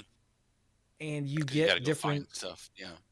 Yeah, you can go to a certain number of places with what you've got, and then in there you'll find different power-ups that make your car able to fly or supercharge your shots to be able to blow up a blockage so you can get to a different part of the map, or climb on walls, that sort of thing. But you would think that in this game that Sophia the Third would be a category 4 where you're just, that's how you play. And it mostly is, except it isn't. At any point you can hit select and Jason will hop out of the car with his little puny pew pew gun and he can wander around and do stuff. Mm-hmm. And aren't there top-down levels where you have to get out? Yeah, and then there are dungeons essentially that are top down, where you are just Jason running around throwing grenades and shooting things and fighting bosses. Like, I don't think you fight any bosses in the side-scrolling sections. I think all the bosses are in the top-down sections where you're Jason. So it's weird, but Sophia the Third again is the name of the car tank thing, and it can shoot up or straight ahead, and it can jump, and you can fire either homing missiles or a spread of 3 missiles or get a lightning attack that goes down, which is great when you're on an upper platform and there's enemies beneath you. And yeah, you can get upgrades to do all that other stuff. You can make it able to swim around in water. Not swim, but you know what I mean. It can function in water, turn into a submersible, and fly and climb walls and that sort of thing. And it's a trip. It was an NES game. It's been... Well, I don't know if it's been remade exactly, but there have been several versions of it, including most recently the Blaster Master Zero games on... well, I know they're on PC. They're probably on other stuff too, by Inti Creates. But there was a Genesis version, I want to say, and possibly some kind of Game Boy Advance or DS or something remake. All of which involve your tank. Let's see. Blaster Master Jr. was on the Game Boy, but I think that's just a Bomberman game. Blaster Master 2 was on the Genesis. That's what it is. Enemy Below was on Game Boy Color. Blasting Again was on PlayStation. Overdrive was on WiiWare. Oh, that's gone forever. And then the Blaster Master Zero games are on, all of the platforms. And there's 3 of them. 0, 02, and 03, like you do. So yeah, the Japanese story is completely different. I don't know why the American one was, your frog ran away and you found a tank and now you're... Go. I guess because stupid Americans don't need story. I don't know. We love our frogs. That's true. If there's one thing you can say about Americans, it's that we love our frogs. Yes. And on a very similar note is the this was brought up in the Discord, is the Cyborosaurus from a game that no one remembers called Dino Wars: The Destruction of Spondylus, where you were stomping around in big robot dinosaurs, but your little dude could hop out and run around and shoot stuff and whatever. So I only played one of those for like a couple of minutes, so I can't really speak to that. But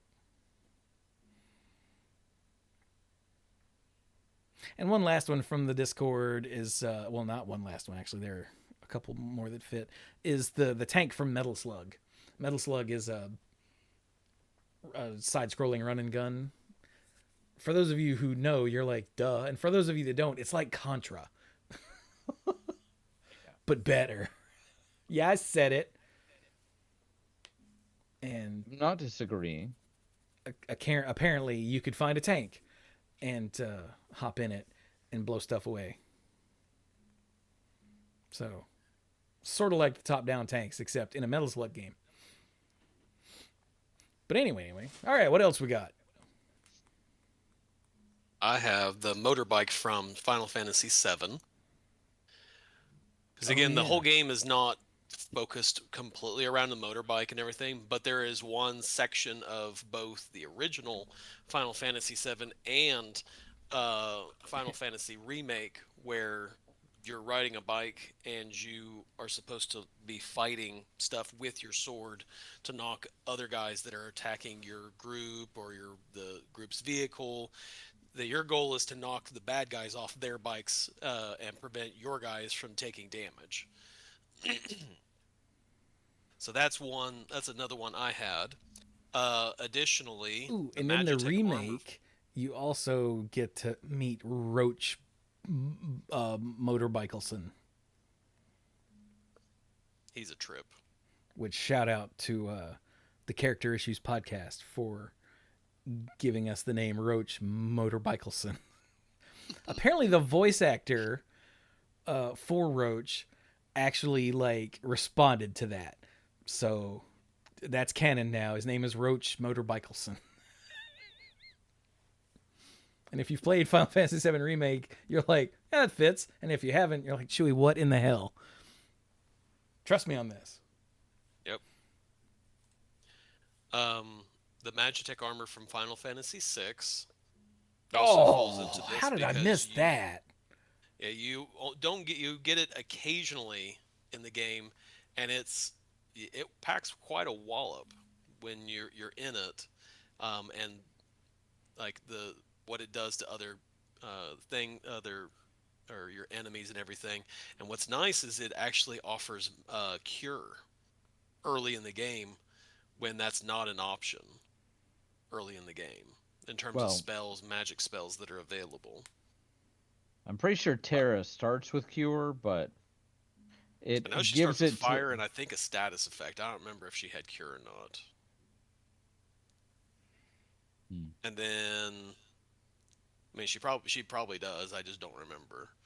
My last one on my list for category 3 is the battle armors from the Mega Man X series. Was the last item on my list for category 3. So what is this? What are these? So in Mega Man X, you played the much bigger and stronger Blue Bomber. And in this, occasionally there are armors you can jump into, and those. As long as you're in it, Mega Man doesn't take damage. The armor takes damage, and the armor in the first game has big old fists, where he essentially comes around and right hooks enemies and blows them up. It also helps you get a jump as well. Like if you need to jump up to a high location, you can get in the armor, jump out of the armor, and it gives you a little bit of a height boost. I don't know if they show up. I take that back. They do show up in the second game, but they're actually a big gameplay feature in the third Mega Man X game. Yeah. And I don't know much about it. Trevor does, because Trevor has beaten that game. He has cleared that game. The final boss of 3 is very difficult, but I have played it to completion as well. And the way that it works is you actually can unlock, I think it's 3 different types of mechs. And then in most stages, there are little platforms where you can summon any of the mechs that you've already unlocked. So instead of the game being like, here, you get this mech for this one section, once you've unlocked it, once you get to a pad, you can summon any one of them. And I think one of them can fly, one of them, instead of having fists, has spike hands. So, yeah. Not to mention the fact that Vile is kind of an important, not like Sigma level boss, but in Mega Man X, there's really just 2, other than the 8 robot masters or whatever you want to call them in the Mega Man X games, the ones that you blow up to take their powers. there's really just two named villains, and it's Sigma and Vile. And Vile's whole thing is he rides one of the mech suits. Hmm. So it's kind of you get used to seeing them together. So yeah, definitely I had them on my list too. Nice. And that's my list. So Oh, you Chifuji got said the Vile rest is of you like guys. Proto Man for the series. Yeah. I thought that's what Kind of. Zero was. Was it well? Yeah, I He could have think been I talking think about Zero, and I didn't see it until just now. I think Zero is the more, I don't want to say correct, but the more clear analogy. Vile, I think a lot of people are like, oh, Vile looks really cool and he's actually got an attitude and that sort of thing. So, spoiler alert, after you completely blow him up in one, he mysteriously comes back in three, but then you beat him up again. And I don't know that he shows up again in the rest of the X series, but I haven't played all of the Mega Man X's.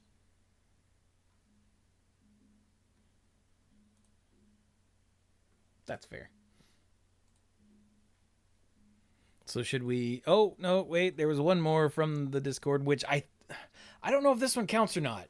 But so we'll use this as a bridge between 3 and 4. It's Blast Core. All of the things that you destroy stuff in Blast Core. Blast Core was a Nintendo 64 game. Core, Yes. CORPS. Oh, was this the one with the you were trying to clear the way for the nuclear train or on convoy or something? So you Yeah, were there's a knocking down runaway buildings. nuclear convoy, Yeah, and you have the job of clearing all of the buildings out of the way, because if it yeah. impacts anything, then we're gonna have a nuke go off in the middle of the country. So your job is to literally knock down as many buildings as possible. Yeah, yeah, and Yeah, that you was have awesome. all kinds of different things at your disposal. You've got a bulldozer and like a dump truck that was so Dump truck. miserably hard to use because you had to like get going real fast and then swing your backside around into buildings. As a kid, I Yeah, never got the hang of it, and so I yeah. I lost when you did do it right, you would just brrr through buildings, but when you Yeah. didn't, you just thunk. That Damn was one of the it. most skill. That was one of the most skill intensive ones. But then you could also get like a humanoid mech, and its whole thing was you had to like jump up in the air and land on buildings. Walking Yeah. into them wouldn't do anything. But And the reason that I'm using this as a bridge between 3 and 4, because all of the gameplay takes place in these vehicles, but you could get out and run around to another one and get in. You couldn't really do anything as a dude. yeah, So I don't think that necessarily counts as being a vehicle that changes things. I think this is more category 4, where you are the vehicle, but you could technically get out, even though you only got out so you could get in another one. yeah. But that was a blast from the past there, no pun intended, from Oh, no, that the was great. Discord. That was great. I'm glad you mentioned that one. Yeah. All right, so category 4 then is where you are just controlling the vehicle only, Yeah. and Brian already mentioned the R-wing. Yes. So in I'm I'm not sure about every Star Fox game. There are more than I realize, but certainly in the first Star Fox game and in Star Fox 64, your main vehicle most of the time is a jet called the R-wing, and you played Fox McCloud, but you were assisted by the useful Peppy, the cocky Falco, and Slippy. Um, The utter waste of and space that is yes, Slippy Toad. but Hmm. they were kind of 3D uh, flying stages. Most of them were on the rails, meaning that you just went from point A to point B. Although in 64 there were limited sections where you would enter all range mode and basically be in an arena where you could fly around. Also, like most games with that formula of the time, there was absolutely an Independence Day level because there had to be a Because there had level, to be. yeah, where there's a mothership and you had to blow it up before it blew up a base with a sky beam. That was it was I'm surprised they didn't have to pay royalties. It was that blatant. Um, but honestly, it was a lot of fun. And the reason I started to bring it up under 3 is that there were levels where you would play as a tank instead. You would play the whole level as the tank or the R Wing, and there was one level where there was a sub. So you did have some variety there, but most of the time you were in the R Wing. And if you completed the entire game, including some very difficult challenges, you could unlock in multiplayer, starting with the R Wing, the tank, or on foot. But the R Wing was the best, so it was kind of like, congratulations, now you can play these suboptimal modes. But it was more of a swagger thing than anything else. I gotta say, in the 64, I always did really like it when it would give me a tank level. The tank was pretty cool. The sub you only played in one mission, and that mission was pretty difficult. You had extremely limited visibility for a lot of it. Yeah. I really liked the tank, though. I don't know why. Like, I'd have to play it again. I just remember a tank level, I'd be like, yeah! I feel like it was fun, but it might have also felt like, because you're in the R wing for the vast majority of the game, it might have also been the novelty of it. That might be it, actually, yeah. All right, what else we got? The gummy ship from Kingdom Hearts. Oh, Jesus. Which is both a way of getting around, like on the world map, as well as a Its own side-scrolling. thing. Yeah, and The one I think of is Kingdom Hearts 3, where the gummy ship, like the worlds are their thing, and whatnot, but the gummy ships is literally its own section of the game where you're going out to do a collection run. There's bosses that you fight in order to unlock worlds. So it in I'm itself, sorry, did you you are say the you fight game for that. bosses in the gummy ship? Yeah. yeah. Have you not played 3? No, he No. probably hasn't played 3. Man. So I'm gonna have to, though, because as much as I hated the gummy ship in 1, I seem to remember it getting better in 2. It's awesome every too. I Sometimes w- I'll turn it on just to play gummy ship levels in 2. I Huh. will say Yeah.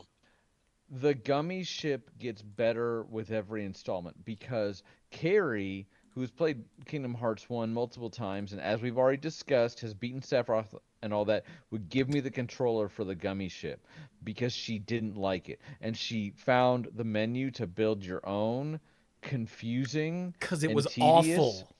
and it was awful. And then you get to 2, and as you progress through 2, the levels are better. They're fun, but some you can up the challenge so that they're more rewarding and they're more skill intensive. But as you beat them, you unlock the models for better ships, so you don't have to spend hours in the gummy menu like, oh wait, I didn't mean to put this one square block there. It's not connected to anything. Um, and then, like Dirk was saying, I didn't mean to take over, Dirk. You know how much I love you. But You're fine. in 3, it's essentially, once you leave the first world, the gummy area is an open world, and you fly What? around, and you can encounter enemies. You can blast asteroids open to collect resources, and there's no world map. You travel around the inner space area until you find a new world that looks like a planet, and then you can land there. Some of them are guarded by bosses, some of them are not. And then as you explore more and as you progress the story, you open new layers of that open world. You can't progress to the end of the game immediately. You have to go through the story. And it's easy to customize the gummy ship, and it's just awesome. Right, Dark? So, yes. So The gummy ship was the weakest part of 1 and has continuously gotten so much better. They listened, I think, to Critique. to the feedback. Yeah. so are they still like 3D behind the ship rail shooters? More well, they're 3D behind the ship, Well, I but guess in 3 it wouldn't be a um, rail shooter. in Yeah. 3 you are not on the rail anymore. You can No. freely fly around. Okay. Yeah. When you Huh. encounter a boss, I think it will lock you You, into that area. Well, that makes right. sense. So, Yeah. yeah. But no, you're just flying around. Huh. I gotta get back to those. I played one on stream and was like, "This is great," and then I never went into what's the next one? Chain of Memories, which I need to. You should totally do it. Make that a New Year's resolution. Yeah, play more Kingdom Hearts. There you go. Don't try to Hey, make understand it the story. Just play more Kingdom Hearts. no. Yeah. Because I don't see It should myself be. in a 4 or 5 hour car ride with Brian anytime soon for him to explain it to me. I did that to Mike one time on the way to a Grand Prix, and he was so patient with me because he's Mike. Well, I wanted to hear it. Yeah. Look, he's still lying Um, to you. I Um. need to head out soon, so I'm gonna do my last one, Oh, and what you then I'm got? Okay. gonna. My last one is it's the X-wing series, the Star Wars X-wing series, Yep. which was X-wing, TIE Fighter, Mm-hmm. X-wing versus TIE Fighter, Mm-hmm. X-wing Alliance, Mm-hmm. and the last game that was part of this was Squadrons. What these Did you? are is you are the ship. You are the one in the cockpit of these. They are essentially flight simulators. You're given a mission at the beginning. You're told your mission is to do X. Now you have the ability to do that mission and do exactly what they say, or you can just say, "Screw this! I'm going to do loop-de-loops." And you can spend the whole mission doing nothing but loop-de-loops and being like, "I want to destroy a Star Destroyer in my TIE Fighter," and watch yourself get destroyed by that Star Destroyer.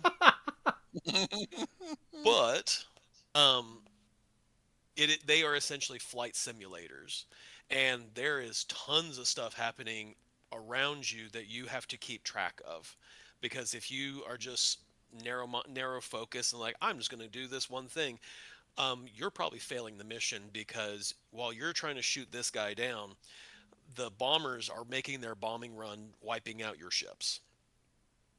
And so, and if you get behind, like the whole thing is kind of like in, like again, Flight Simulator, where you're trying to get behind the enemy and blow them up.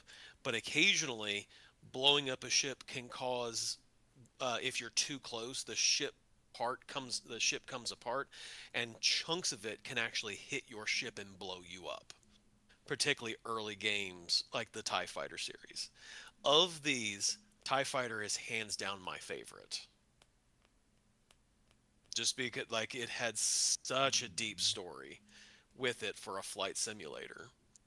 But yes, those are the Star Wars flight games were amazing. And again, you're the pilot. You're in the ships. You can do third person perspective, but I don't think I ever played any of them third person. I think I always played them first person. Because Dirk is all about that immersion. I mean, it was just more fun to be in them, and you know, the thing you knew you were in trouble is when you took damage, and your flight screen that tells you your shields and your weapons and all that stuff. If that got damaged because you took too much damage, you're like, okay, am I gonna make it? And you knew you were really screwed when the ejection button is lighting up, because at that point, if you take literally one more hit, you're done. And usually at that point, your weapons were gone too. So there was actually a button where there's a little light that just says eject, eject, eject. So, but that is my final game on my list. That goes through my whole list. Um, Did you ever play the Rogue Squadron games? Is my question before you go. yes, I did play the Okay. Rogue Squadron games as well. Those were a lot of fun. Those were awesome. That was what taught me, oh wait, a Y-wing is a bombing thing. Is a bombing ship. I learned more from Rogue Squadron than I did from the movies. Mhm. So, Yeah, each ship has a specialization and whatnot. And that was really cool to play the games and be like, okay, X-wing is the jack of all trades, master of none. The A-wing is super fast but lightly armed. The Y-wing is the bomber and also the one that can disable stuff. And the B-wing is the slow tank that just can just destroy everything because right. it carries the most bombs on it. It can carry the heaviest load, but is also one of the slowest and biggest targets out there. So yeah. Imagine that Fun. Dirk talked about something Star Wars. Yeah, I was about to well, say. okay, yeah. I That kept is the him, biggest chunk of but my list is either Final Fantasy or Star Wars on Steam. So, for my final thought, tomorrow is our first swim meet of the season. That's part of the reason why we are recording tonight and not tomorrow night is because we wanted to have this, do this topic, and I was not going to be available because our meet is from 8 to 10. So, yeah. Wish us luck, and with that, I'm going to head to bed, guys. good Yes, night, Dirk. not drown better than the other team, Yes. or I guess not drown faster than the other team. Or at all. Let's do it for that. Well, that's a given though. Yeah. Night, guys. Night, Good night. Zurich. I played the heck out of some Rogue Squadron. I don't know why, but So- I've never played any of the dedicated like shooter games for Star Wars. I've played so many levels that are shooter levels. Like a Yeah. bunch of them are Hoth. Yeah, how many times have you Yep, played yep. the Hoth scene Like over so and many. over again? Yeah. For my list, I had the most items on this part because there's so many games where you just either play as a vehicle or you're just never getting out of one. I had to include on my list because it was near and dear to my heart, even though I never did very well at it. The original racing game for me called Rad Racer. It was on the NES. Oh yeah. And you could play. It was so hard. I never ever beat it. Ever. And then when I was older, I did not see The Wizard as a kid. I'd heard, hey, there's this game that's based around Nintendo. And I was like, okay, cool. And I never saw it. And then as like a late teen, I think I saw it. And I was like, oh, wow, that kid is playing, Rad Racer with the Power Glove. That's insane because if you know anything about the Power Glove and the movie The Wizard, the the Power Glove was supposed to be this really cool periphery where it was a glove and it was a controller, so you could use your hand to control the game. It sounds amazing, and in practice, it was horrible. It was just unworkable. And there's this scene in the movie where this kid is using it to play Red Racer. He's basically handicapping himself and doing really well. And I don't know if they just if they how It many was movie magic. it was Yeah. it had to be because that would be basically like somebody showing up to the Olympics and actually for gymnastics actually literally tying a hand behind their back. which you should not do. Maybe for the floor routine, I don't know. But it you take a crappy controller and a horribly difficult game and you put them together.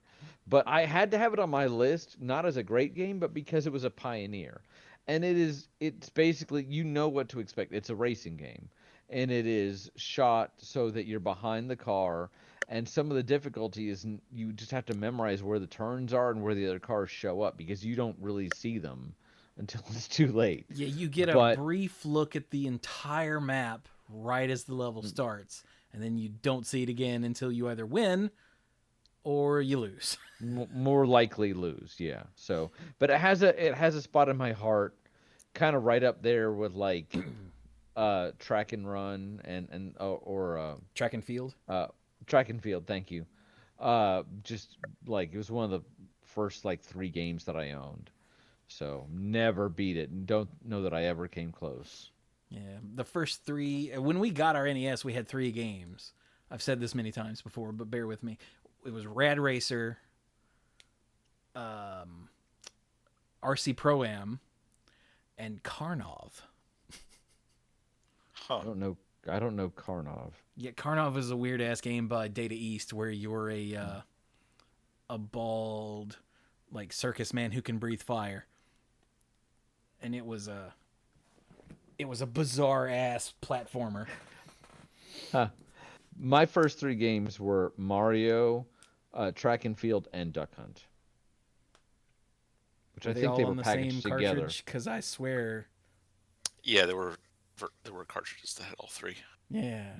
I think so, because it was also a way to sell you all the hardware for it, like the mat.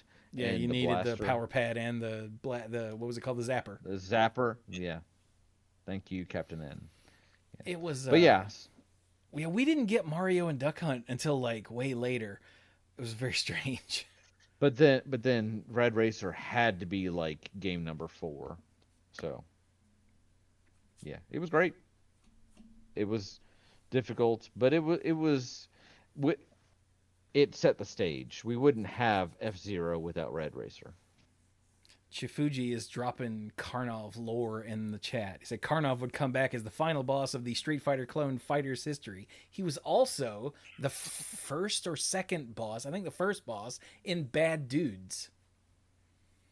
Remember that game? Oh. No. Uh-huh. I do not. Bad Dudes? Yeah, it Yeah, was it's, another it's a- like belt scroller Side-scrolling beat 'em up, beat 'em up. like Double Dragon, but different. Are you a bad enough dude to rescue the president? Probably not. I think I've seen, isn't there one where you like have to rescue Ronald Reagan from a helicopter or something? I think I've seen like screenshots of this game. I think that was Bad Dudes. Okay. Mm-hmm. And when you beat the game, like Ronald Reagan is at least the NES version, Ronald Reagan is on screen and he says, like, "Thanks, dudes. Let's get a burger sometime." Ha, ha, ha. It's so cheesy. But anyway, we've wandered off topic from vehicles. Red Racer. Rad Racer. Yeah.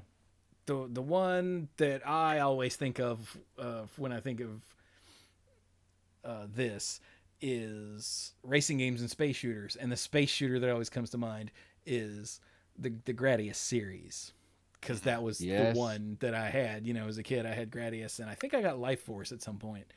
And the ship you pilot in that is called the Vic Viper, which is utterly badass as a name.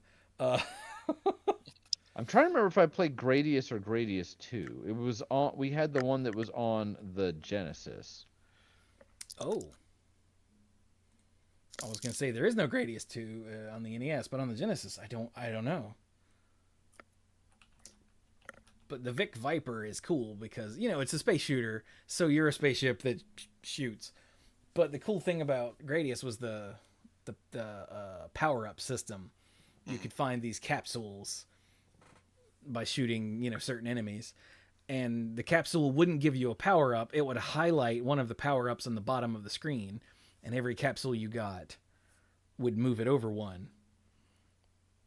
And you could either speed up or get double shot or laser or something called options, which were little orbs that like trailed behind you, at least in the first game, that would fire whatever you fired. So if you had, the missiles and the laser upgrade, then all of your options would also drop missiles and shoot the lasers. And it was really cool. And I know in Gradius 3 on the Super Nintendo, at the beginning of the game, you could pick like your configurations, like what. Yeah, you could customize your loadout. Yeah, so you could pick like what kind of missiles and what kind of double shot and what kind of laser and the configuration of your options. Either trailing behind you or two above you and two below you, or what have you. And Okay, sorry. Go ahead. okay, I didn't mean to interrupt you. I found something out, but please keep going. is it Gradius 93 for the Genesis? No, I was looking it up. It's actually Darius 2 was the one that we had, which is not at all a Gradius. Which is not but a it Gradius looks, game, yeah. But it looks really similar. Check it out sometime. Keep going. Oh yeah, the Darius games are a whole other series where everything is weirdly like aquatic. Yes. But there's a bunch of shmups that do that. Like in the Discord, I didn't write this one down.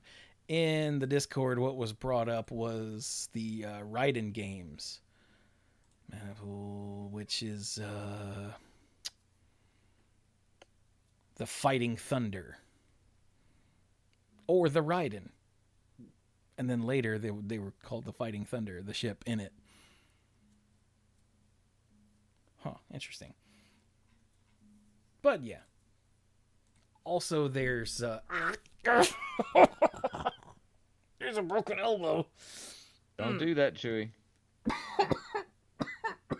Oh, I'm dying. There's the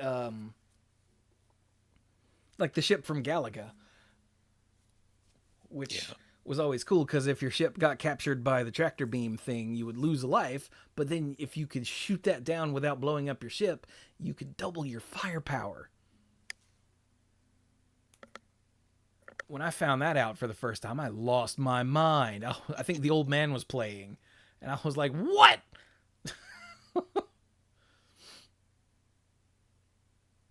But yeah, we could just sit here and talk about shmups all day, so let's not do that. I think the arcade cabinets like had a little diagram that showed you that you could do that. Yeah, and I'm sure it was in the manual too, but at that point I was young and don't think I paid that much attention to the manual for a shmup. Like, what's the buttons do? Shoots? Okay.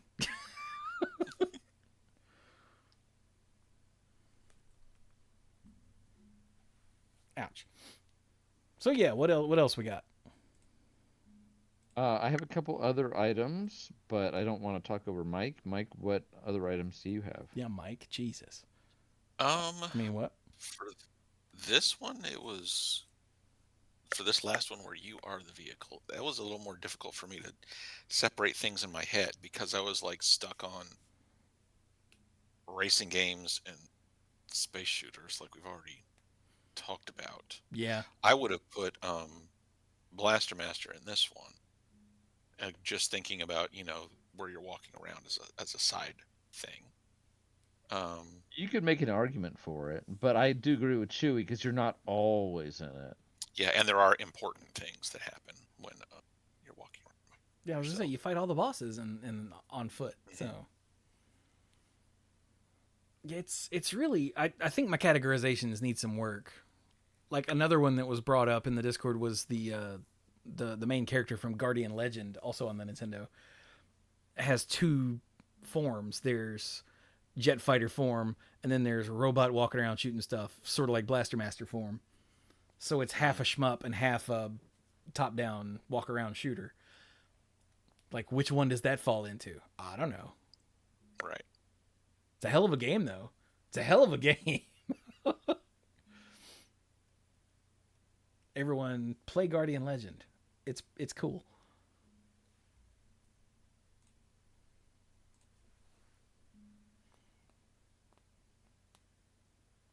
Oh, good night, Chifuji. He's probably already gone. So yeah, the last one on my list was something Dirk said in the pre-show, but didn't actually bring up on the show. Is basically all the vehicles from Twisted Metal, but mainly, you know the one. Mike, you weren't here for the pre-show. You know the one from Twisted Metal. I personally do not. Oh, Sweet Tooth, which is the Is it the ice cream truck? the ice cream truck. See, exactly. Okay. With the flaming clown head on the top. So Twisted Metal is a series that's mostly now dead from starting on the PlayStation 1 that was a car combat arena shooter type of thing. And I've only ever played one, Twisted Metal Black, but I loved it so much. Like, I opened it up in emulation, I don't know, a few months ago, and I was like, how did I ever play this piece of crap?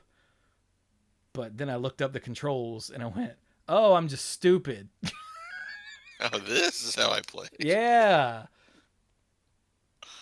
But the so all of my experience again comes from Twisted Metal Black, but all of the different drivers had their own particular vehicle. Like there was Axel, who was literally the axle between these two giant wheels. And Sweet Tooth had his ice cream truck. And whatever, there's the dump truck, and one of the bosses, Minion, was an 18-wheeler. You know, that sort of thing. There was a police car. There was a whatever guy on a motorcycle. Forgot his name. It's weird because Sweet Tooth is the name of the vehicle, apparently, and also the name of the driver, which is strange, but whatever. But each vehicle has its own innate ability and guns, and you can pick up other power-ups like missiles or homing missiles or freeze missiles or things. I think there are bombs, Mario Kart style, you could leave on the ground. I can't remember specifics anymore because it's been a very long. Twisted Metal Black was on the PS2, so that's how long ago it was that I played it. But I always loved basically all of the vehicles in that. And Twisted Metal Black, I went through and beat with every character, and that is not a short thing to do. How long does it take to beat Twisted Metal Black? Oh, it says it takes around 4 hours to beat the main story, but can it take up to 14 hours to achieve 100% completion? Is that all? Huh. You'd think it would be longer. You'd think. Maybe it's just time compression, but I always thought it took longer. But I guess I had more free time back then, so whatever. I guess. We all did. It's true. But yeah, I beat it with all the characters, got all the endings, did all of the hidden stuff and everything, and and it's so good. I don't really have anything else to say other than I love Twisted Metal Black. I have a couple last items. I have Mario Kart. Yep. I think we all get that, and it feels like a very obvious answer. But whereas I had Rad Racer for the nostalgia, and because it was so new at the time, Mario Kart, playing it at my cousin's place, was really our first experience with a multiplayer game like that. We played Mario where you took turns. You know, Mario and Luigi didn't go at the same time. And we played fighting games and where you're trying to beat each other. And Mario Kart was really the first time we had a game where you were actually racing against each other, and it was so much fun. There's a reason why there's been like a bajillion Mario Karts. I don't know that I really need to explain it because everybody knows what Mario Kart is. I think there's a new one for the Switch too that just came out earlier this year. But Mario Kart. I had Pilot Wings. Do you remember Pilot Wings for the N64? I think it was a launch title. I had Pilot Wings for the N64, but I hated it. The old man and I played the holy living hell out of Pilot Wings for the Super Nintendo, though. Oh, I didn't realize that there was one for the Super Nintendo. Okay. Yeah, it was much less Oh, goofy. okay. I think that's why we didn't like 64. That and we had it in Japanese, so it was kind of hard to play. That would make it a little difficult Yeah, if you... yeah. I forgot about that until just then. And then the last item on my list, because it is getting late for me too, is do you remember? So the Nintendo Entertainment System had the blaster, the zapper. Do you remember the shoulder The cannon Super Scope for 6? the I knew one scoopers? person with it. Yeah. My friend Doug had one. I never got one. And this is kind of stretching the line a little bit, but you know, if a Gundam or a mech is a vehicle, there was a game called Battle Clash, Yup. and it was basically the reason to have a super scope. It was one of the It was a, few games that worked with the Super Scope. Hmm. it was annoying that you had to, every now and then it would just uncalibrate and you had to like stop and recalibrate it, otherwise you'd be firing at the middle of the screen and it would shoot, you know, the far right corner. But it was a ton of fun, and I really enjoyed. I played so many games of it at my friend Doug's house because he owned it. And then I found out later, although I never actually got to play it, that there was a sequel called Metal Combat Falcon's Revenge, which was, I Yep. think, basically just like had twice as many bosses where the setup is that you're in a mech but there's an NPC pilot, so you don't move the mech, you're just firing the gun is the only thing you're doing. And um so it's very on the rails and it's all about learning the enemy's attack patterns, but you could either just press the trigger button to fire essentially like a rapid fire pistol or machine gun that didn't do much damage, or you could hold down the button for a charge shot that could also deflect or annihilate enemy shots that were coming at you. And it was all about the colorful characters. You're in this mech with the pilot, and you're facing off against these other mechs in a essentially world domination tournament, winner take all. And the other ones are themed. Like there's a scarab boss. There's one that's like a giant spider, and it was colorful and it was kind of fun. So I liked it. And the music was, I feel like the music was really good for an NES title. So that's where I end my list because Super NES. you Super NES. What'd I say? But you said NES. Wow, for the NES that would be in dummy stupid, but for the Super Nintendo, yeah, it was really good. And what better way to end my list than one where you're in a vehicle trying to blow up other vehicles in a death match? So there were only 12 games that had Super Scope compatibility. Wow, I'm would gonna have read sworn these it was to more you. than that. So Yeah. there's I Battle would've guessed it was less Clash. than that. Do what? I said I would have guessed it was less than that. I would have too, but wait till you hear this. There's Battle Clash. There's Metal Combat Falcon's Revenge, the sequel. There's Super Scope 6. That's the one that was packaged with the Super Scope. Okay. Gotcha. There's T2, the arcade game, which also Huh. worked with a controller or with the mouse. Okay. There's a game called Tin Star, which also worked with a controller or the mouse. There's X Zone, which looks to be some sort of military shooter thing. There's Yoshi's Safari. Oh yeah.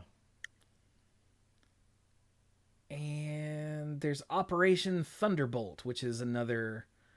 Oh, it's a sequel to Operation Wolf, so another military shooter thing. So those are the ones that make sense. Oh, there's also a game called Bazooka Blitzkrieg, which I Okay. mean, It I don't is know a that one. bazooka, so yeah. So then we've got the Hunt for Red October, where you could use it for bonus games. Uh, Lamborghini American Challenge, which, yes, is a racing game, which had an optional Super Scope exclusive mode. No, I don't know how that works. Yes, I will be looking it up later. Do And you shoot Lamborghinis, or do Lamborghinis come out of your Super Scope? Because one sounds interesting and the other one does not. Go ahead. okay, wait, is this the last? This is the last one. Finally, Lemmings 2: The Tribes had an Easter egg that allowed the Super Scope to destroy lemmings. Oh, that's great. So which had more games? The Super Scope or the Virtual Boy? Oh, the Virtual Boy by far. Uh, But 6 of these were required the Super Scope. 4 of them used either you could use either the controller or the mouse, and the other 3 of them you could use a controller or a mouse, and the other 3 were just extra silliness. So when you say you think it would be less, it kind of was. And then the Virtual Boy, just because Brian asked, games. 22 games total. 14 released in North America. So, also more than I would have expected, but still more than the Super Scope. I did not realize that it had so few. Man. This was a fun topic. Yeah. Wait, are we done? Well, I'm done. You said you were done. Mike, are you done? There was just one more that the moment passed while we were talking about category 3, different gameplay, more abilities. I was going to mention Karibo's shoe from Super Mario Brothers 3. Oh, yeah, that came up in the Discord. Mm-hmm. And at the time, I was like, that's more of a power-up. And then I realized, but it's still a thing that you're in. Yeah, it's a thing, you're right. and it shows up Riding in around one in it. stage. Yeah. Mm-hmm. You're riding around in it, and it gives you the ability to walk over spikes and the little black indestructible piranha plants. Yeah, and you can jump on the dudes that you usually can't. Mm-hmm. Karibo's shoe is from Super Mario Brothers 3, for those of you that are like, Yes. wait, why does that sound familiar? And like I said, I think it only showed up in one stage. Yeah, maybe, or just... Oh, it was exactly one level, yeah. Yeah. And maybe it should have been called Goomba Shoe, because for some reason they decided not to convert the name Karibo to Goomba for that one thing. Yeah, which is weird.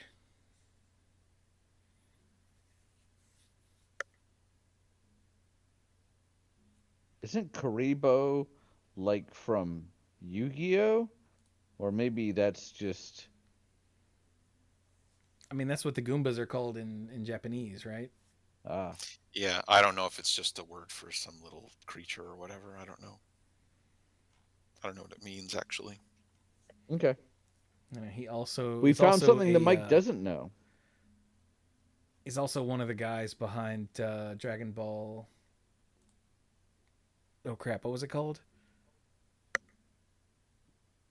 Hey, Vegeta. Team 4-Star. There we go. Yeah. Oh, okay. Wasn't that Little Karibo? I think Lil Karibo made Yu-Gi-Oh! Abridged first, and then Team 4-Star followed up with Dragon Ball Z Abridged. Oh, yeah. Creator of Yu-Gi-Oh! The Abridged series. Okay.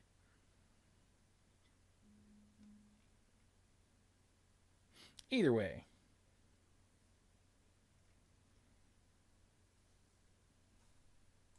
I get all these things confused because I don't care.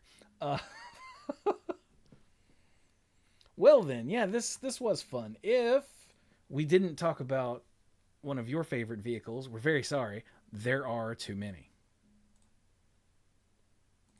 Or just enough. No, there's too many.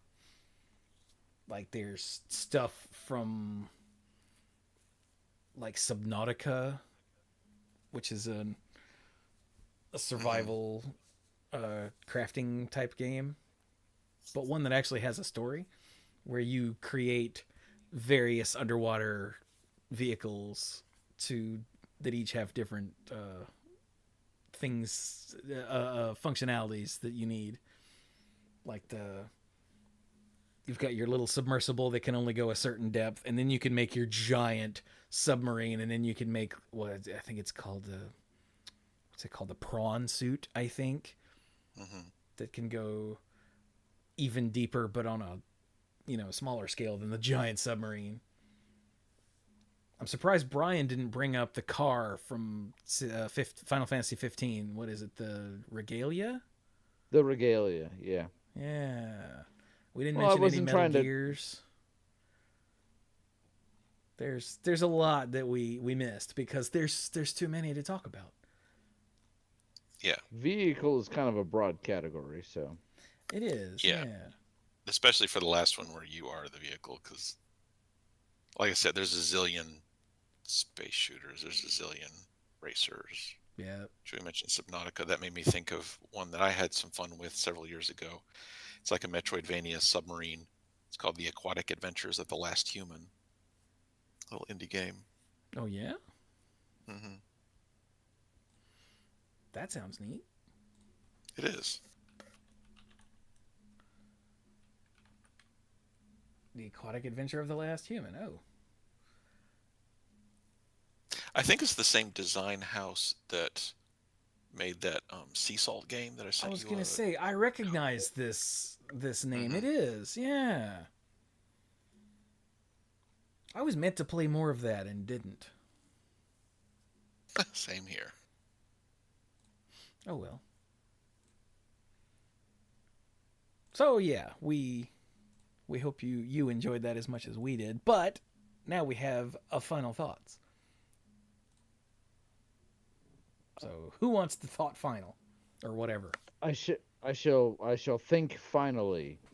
Had a very good Thanksgiving with my family. Rub it in, why don't you? Yes, I have a family that loves me, and it was great. Neener. Why don't you? Ooh, that got oddly personal.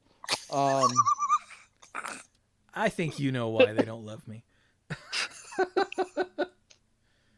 No, but honestly, don't really have too much to talk about. I feel like there were things that I should have written down, but no, kind of trying to finish up some stuff before the end of the year.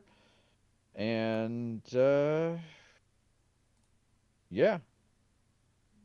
Enjoying playing some Lorcana with the family, enjoying playing some Avatar on Arena. Kind of nice that I can actually play Avatar cards on Arena instead of reskinned Avatar cards. Oh, yeah. Ugh. Oh, yeah, Renee and I, last night, I think, finished Season 1 of The Last Airbender. Nice. She's enjoying it. Good. Let us know how she feels about Toph and Azula. Yeah. It's weird. Azula pops up in at the last shot of the first season, and nobody says her name.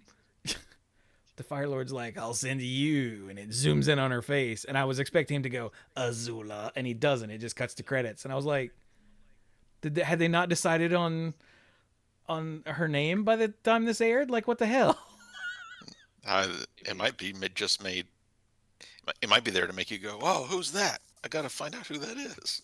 But we know who it is because he said, like, your brother has failed and Zhao has failed and Iroh's a traitor. Like we know it's his sister. We know that. He said it. She showed up, although I don't know that she says anything. I think she's just pictured Excuse me. at the Agni Kai where Zuko confronts his father and is like, "Oops, didn't know it was you." And I think she's in the crowd like grinning as her brother Yeah. gets burned. But I don't think she says anything. Don't So I don't think so, no. I just thought it was weird that just didn't say her name. Just left it there. I'm like, okay. Maybe they hadn't building finalized the name for the suspense. character at that point. I don't know.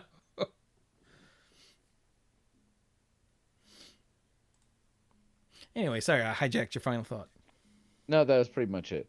And while I love you guys and I want to hear your final thoughts, it is 11 o'clock and I'm going to go see where Sam is at with homework. So, everybody have a wonderful evening and I'll talk at you later. Night B. Night. Good night.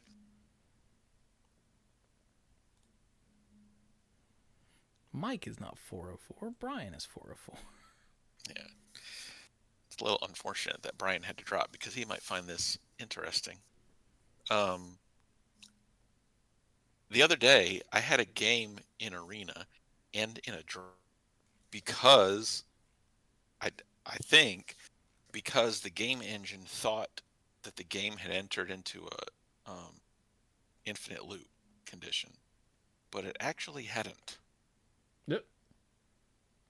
Yeah, so I was playing Brawl and I was playing an Amalia Benavides Agare deck that has a lot of, oh, you gain some life. Oh, this triggers off you gaining some life. Yeah, you gain life. Woo. Stuff in it. Woo. Yeah. And the game had been, sometimes it turns the game into a giant stall. And that had kind of happened. My opponent was trying to find a way to break that stall, and it looked like they had something that would make a difference. They played Doppelgang for x equals 3 to make 3 copies of each of 3 different things of mine. So 9 new creatures. Yeah, 9 things total. Gotcha. And 2 of the things they targeted were creatures that, when creature enters the battlefield under your control, you gain 1 life. And the third thing was a Johnny's Pride Mate, which whenever you gain life, put a +1/+1 counter on this. So yeah, so he got those things. So all of the creatures entering, I did this in my head the other day. There's 9 creatures entering. Okay, so they don't trigger for themselves, so they see 8 other creatures. So there's 24 life gained. Yeah, 8 times 3 times 2. No, more than that. Because there were 2 of those creatures that make the triggers. So 8 times 3 times 2. So yes, there were 48 life gain triggers. Oh, God. And after each one of those triggers resolved, it would trigger 3 of Johnny's Pride Mates. So it wasn't an infinite loop, but it was so damn much that the game just gave up. Well, yeah, let me tell you. So so all the life gain triggers went on the stack. The first one resolved. 3 Johnny's Pride Mate triggers go on the stack. Resolves. And I'm just there hitting like, I just have I just decided to click the pass turn button, to just try to pass through all of that. Yeah. And I'm just clicking, pass, resolve all, resolve all. Like, but after every single life gain ability would resolve, 3 more Pride Mate triggers would stack up, and it would go through those, and then hit the next life gain trigger in the list. But then 3 more Pride Mate triggers would stack up, and after, so it started out with, over 50 triggers on the stack, and it's slowly, very slowly moving down. But after a few cycles of this, the game gave me a message. It said, warning, please make a different choice or the game will end in a draw. And I'm like, what? But wait, you said your opponent was doing this. Yeah. well, my opponent had no control over the triggers. Like, it was just asking me to pass because they weren't really doing anything. Well, no, my opponent was probably getting the same message too, because really they were just being asked, okay, how do you want to order these Johnny's Pride Mate triggers? But which doesn't matter, but the game still needs to ask them anyway. So they're just probably sitting there clicking okay, okay, okay every time it comes up. So they were probably getting the same message. Please make a different decision, or the game will end in a draw. And that make a different decision thing, that makes me think of a very specific section of the rules about loops and shortcuts. So yeah, I think that whatever heuristic that the game engine has for detecting infinite loops was set off by the fact that there was this immense number of triggers on the stack, and something resolving would make more triggers appear. And that was enough to make the game like, uh-oh, we're in an infinite loop. If someone doesn't break this, the game's just gonna go on forever and draw out. But I'm like, no. It's like, Wait. I could probably work out on paper in less than 10 seconds how big those Pride Mates are going to be.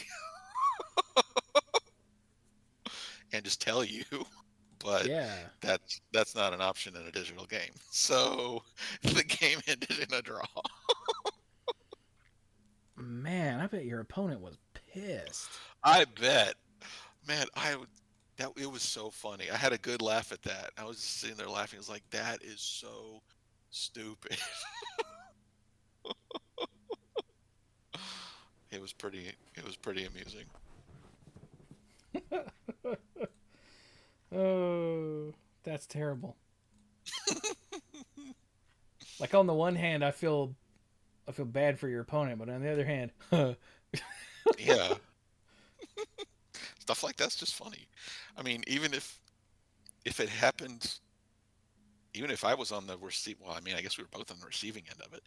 Even if I was in the other person's chair, I think I still would have found it amusing, just because of how weird and interesting it was.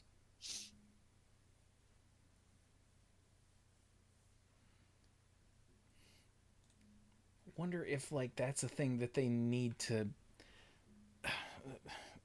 put some sort of logic in for the future, because See, that's the thing. I thought about it some more later, and it's like, how would you even do that? Because it's it makes me think of a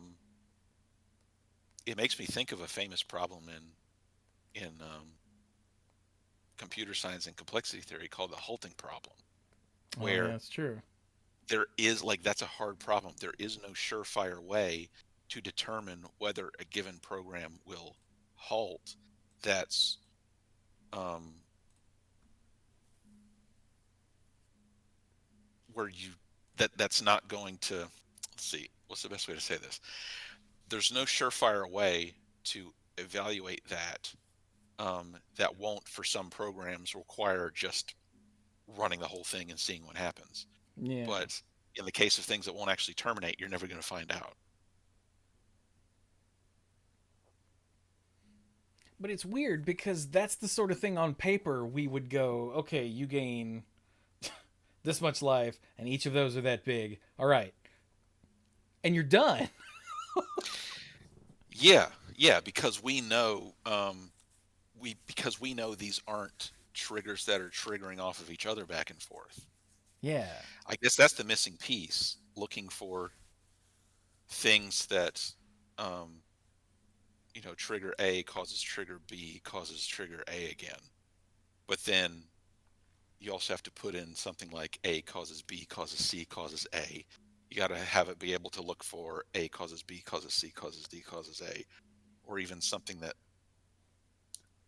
little even more complicated. So yeah, that's hard. I mean, they pick something that's going to find that's going to be pretty good at finding real loop conditions, because it's just going to be like, things keep triggering, and I don't see where this is going to end. So You guys need to do something about this, or I'm gonna call it off. Yeah. I see what you mean. Mm-hmm.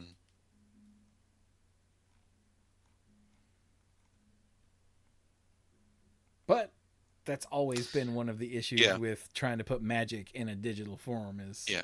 But then there's another option. Like there are some games like Hearthstone where you can tell it already calculated the results of an interaction. It already finished calculating the results of an interaction a while ago, and now it's just playing animations for you, so you can see what's going on. Yeah.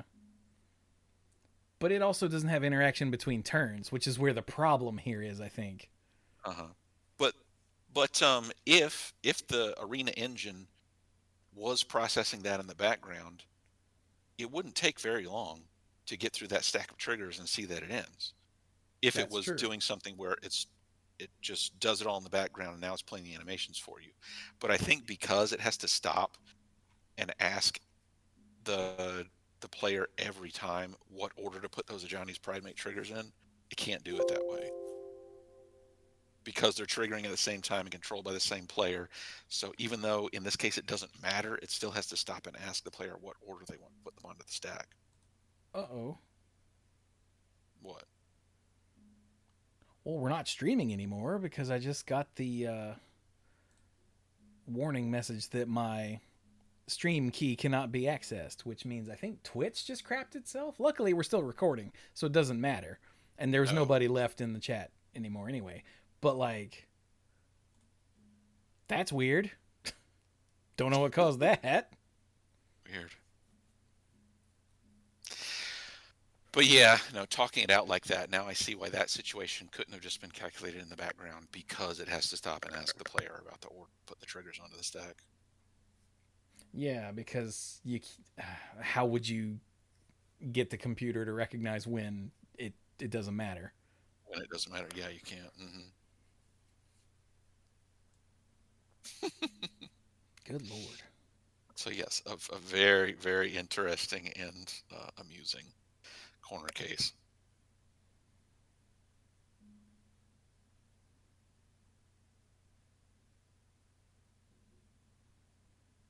So weird. I still have the Mario wiki page for Goomba's shoe open, and I just opened it up and went, what? Because I had scrolled down to all of the pixel images from Mario 3 of all the different flavors of Mario in the shoe. Uh-huh. And they all have the little wind up. All but one actually have the wind up thing on the side animated. So I opened up the browser and was like, what?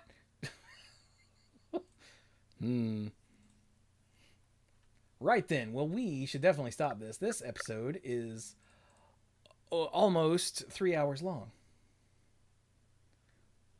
Which, I mean, that happens with a giant topic like this, but wow. Good Lord.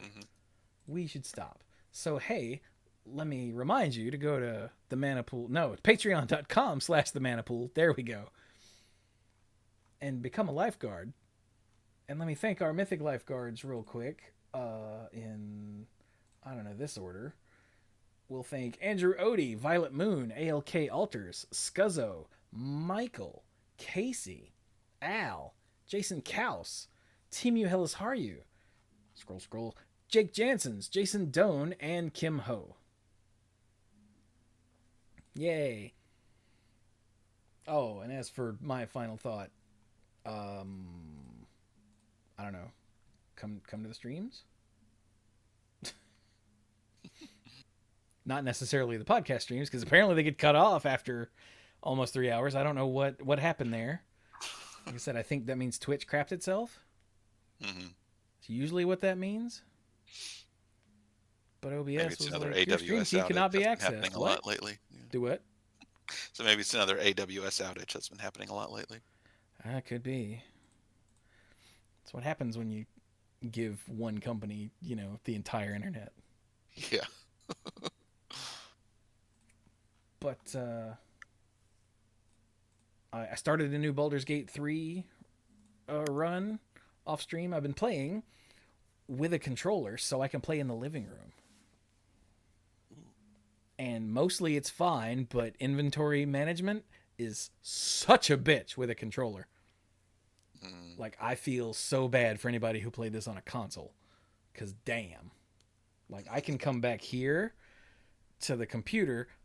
Well, once my cloud save syncs up, it was like, hey, this cloud save isn't synced. And I went, I left the Steam Deck on for like an extra 15 minutes last night because it looked like it was doing the cloud save thing. What the hell was it doing? But anyway, I can come back here and open it up on PC and like retool all my characters' gear and then go play out there, later. And it's and that's cool. But if I had to just do it out there, I would want to die. Like, it's that bad.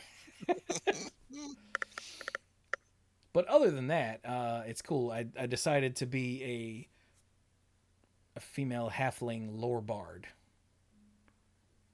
to just get a completely different feel for my dirty hippie druid first run. I just got Karlak. She's gonna be a tavern brawler, monk, giant barbarian, so she can get real big and kick people in the face. I made Astarion an arcane archer because I only messed with arcane archer for like part of one stream before I either wiped or screwed something up and reloaded, and it had been before.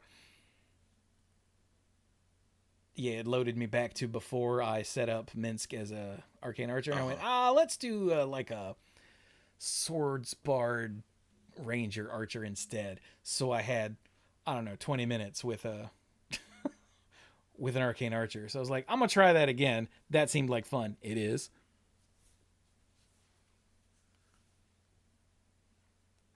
And Gale I have set up as an abjuration wizard. And whoo-hoo! That arcane ward thing he gets he's like took a giant hit and went and that was it. He just like shook it off. I was like, what? I think when did it happen? At level 3? Which at level 3 you can't even get the arcane ward that high. But it made a big difference. I was like, oh, no wonder people say the abjuration wizard is unkillable. Gotcha. So yeah, that's all cool. And I'm gonna set Lazelle up as a polearm dexterity fighter. Give her like polearm master and sentinel. So Right. she can hold an entire area and no one can get past her. And that sounds awesome. That takes a while to get built up, though, so she's not in my party anymore now that I got Karlak. Dude, I'd never played with Monk before. Like, if she connects, things just melt. Oh, yeah, monks are awesome for handing out damage. Like, single target damage is just damn. But anyway, that's what I've been doing. But nice. But we should stop now. So, yeah, this has been episode, is it 740? Yeah, 740 of the Manapool. Thank you all so very much for joining us. And don't chase your pet frog down a giant hole and get in the giant car tank. Okay, get in the giant car tank. But don't go down there in the first place.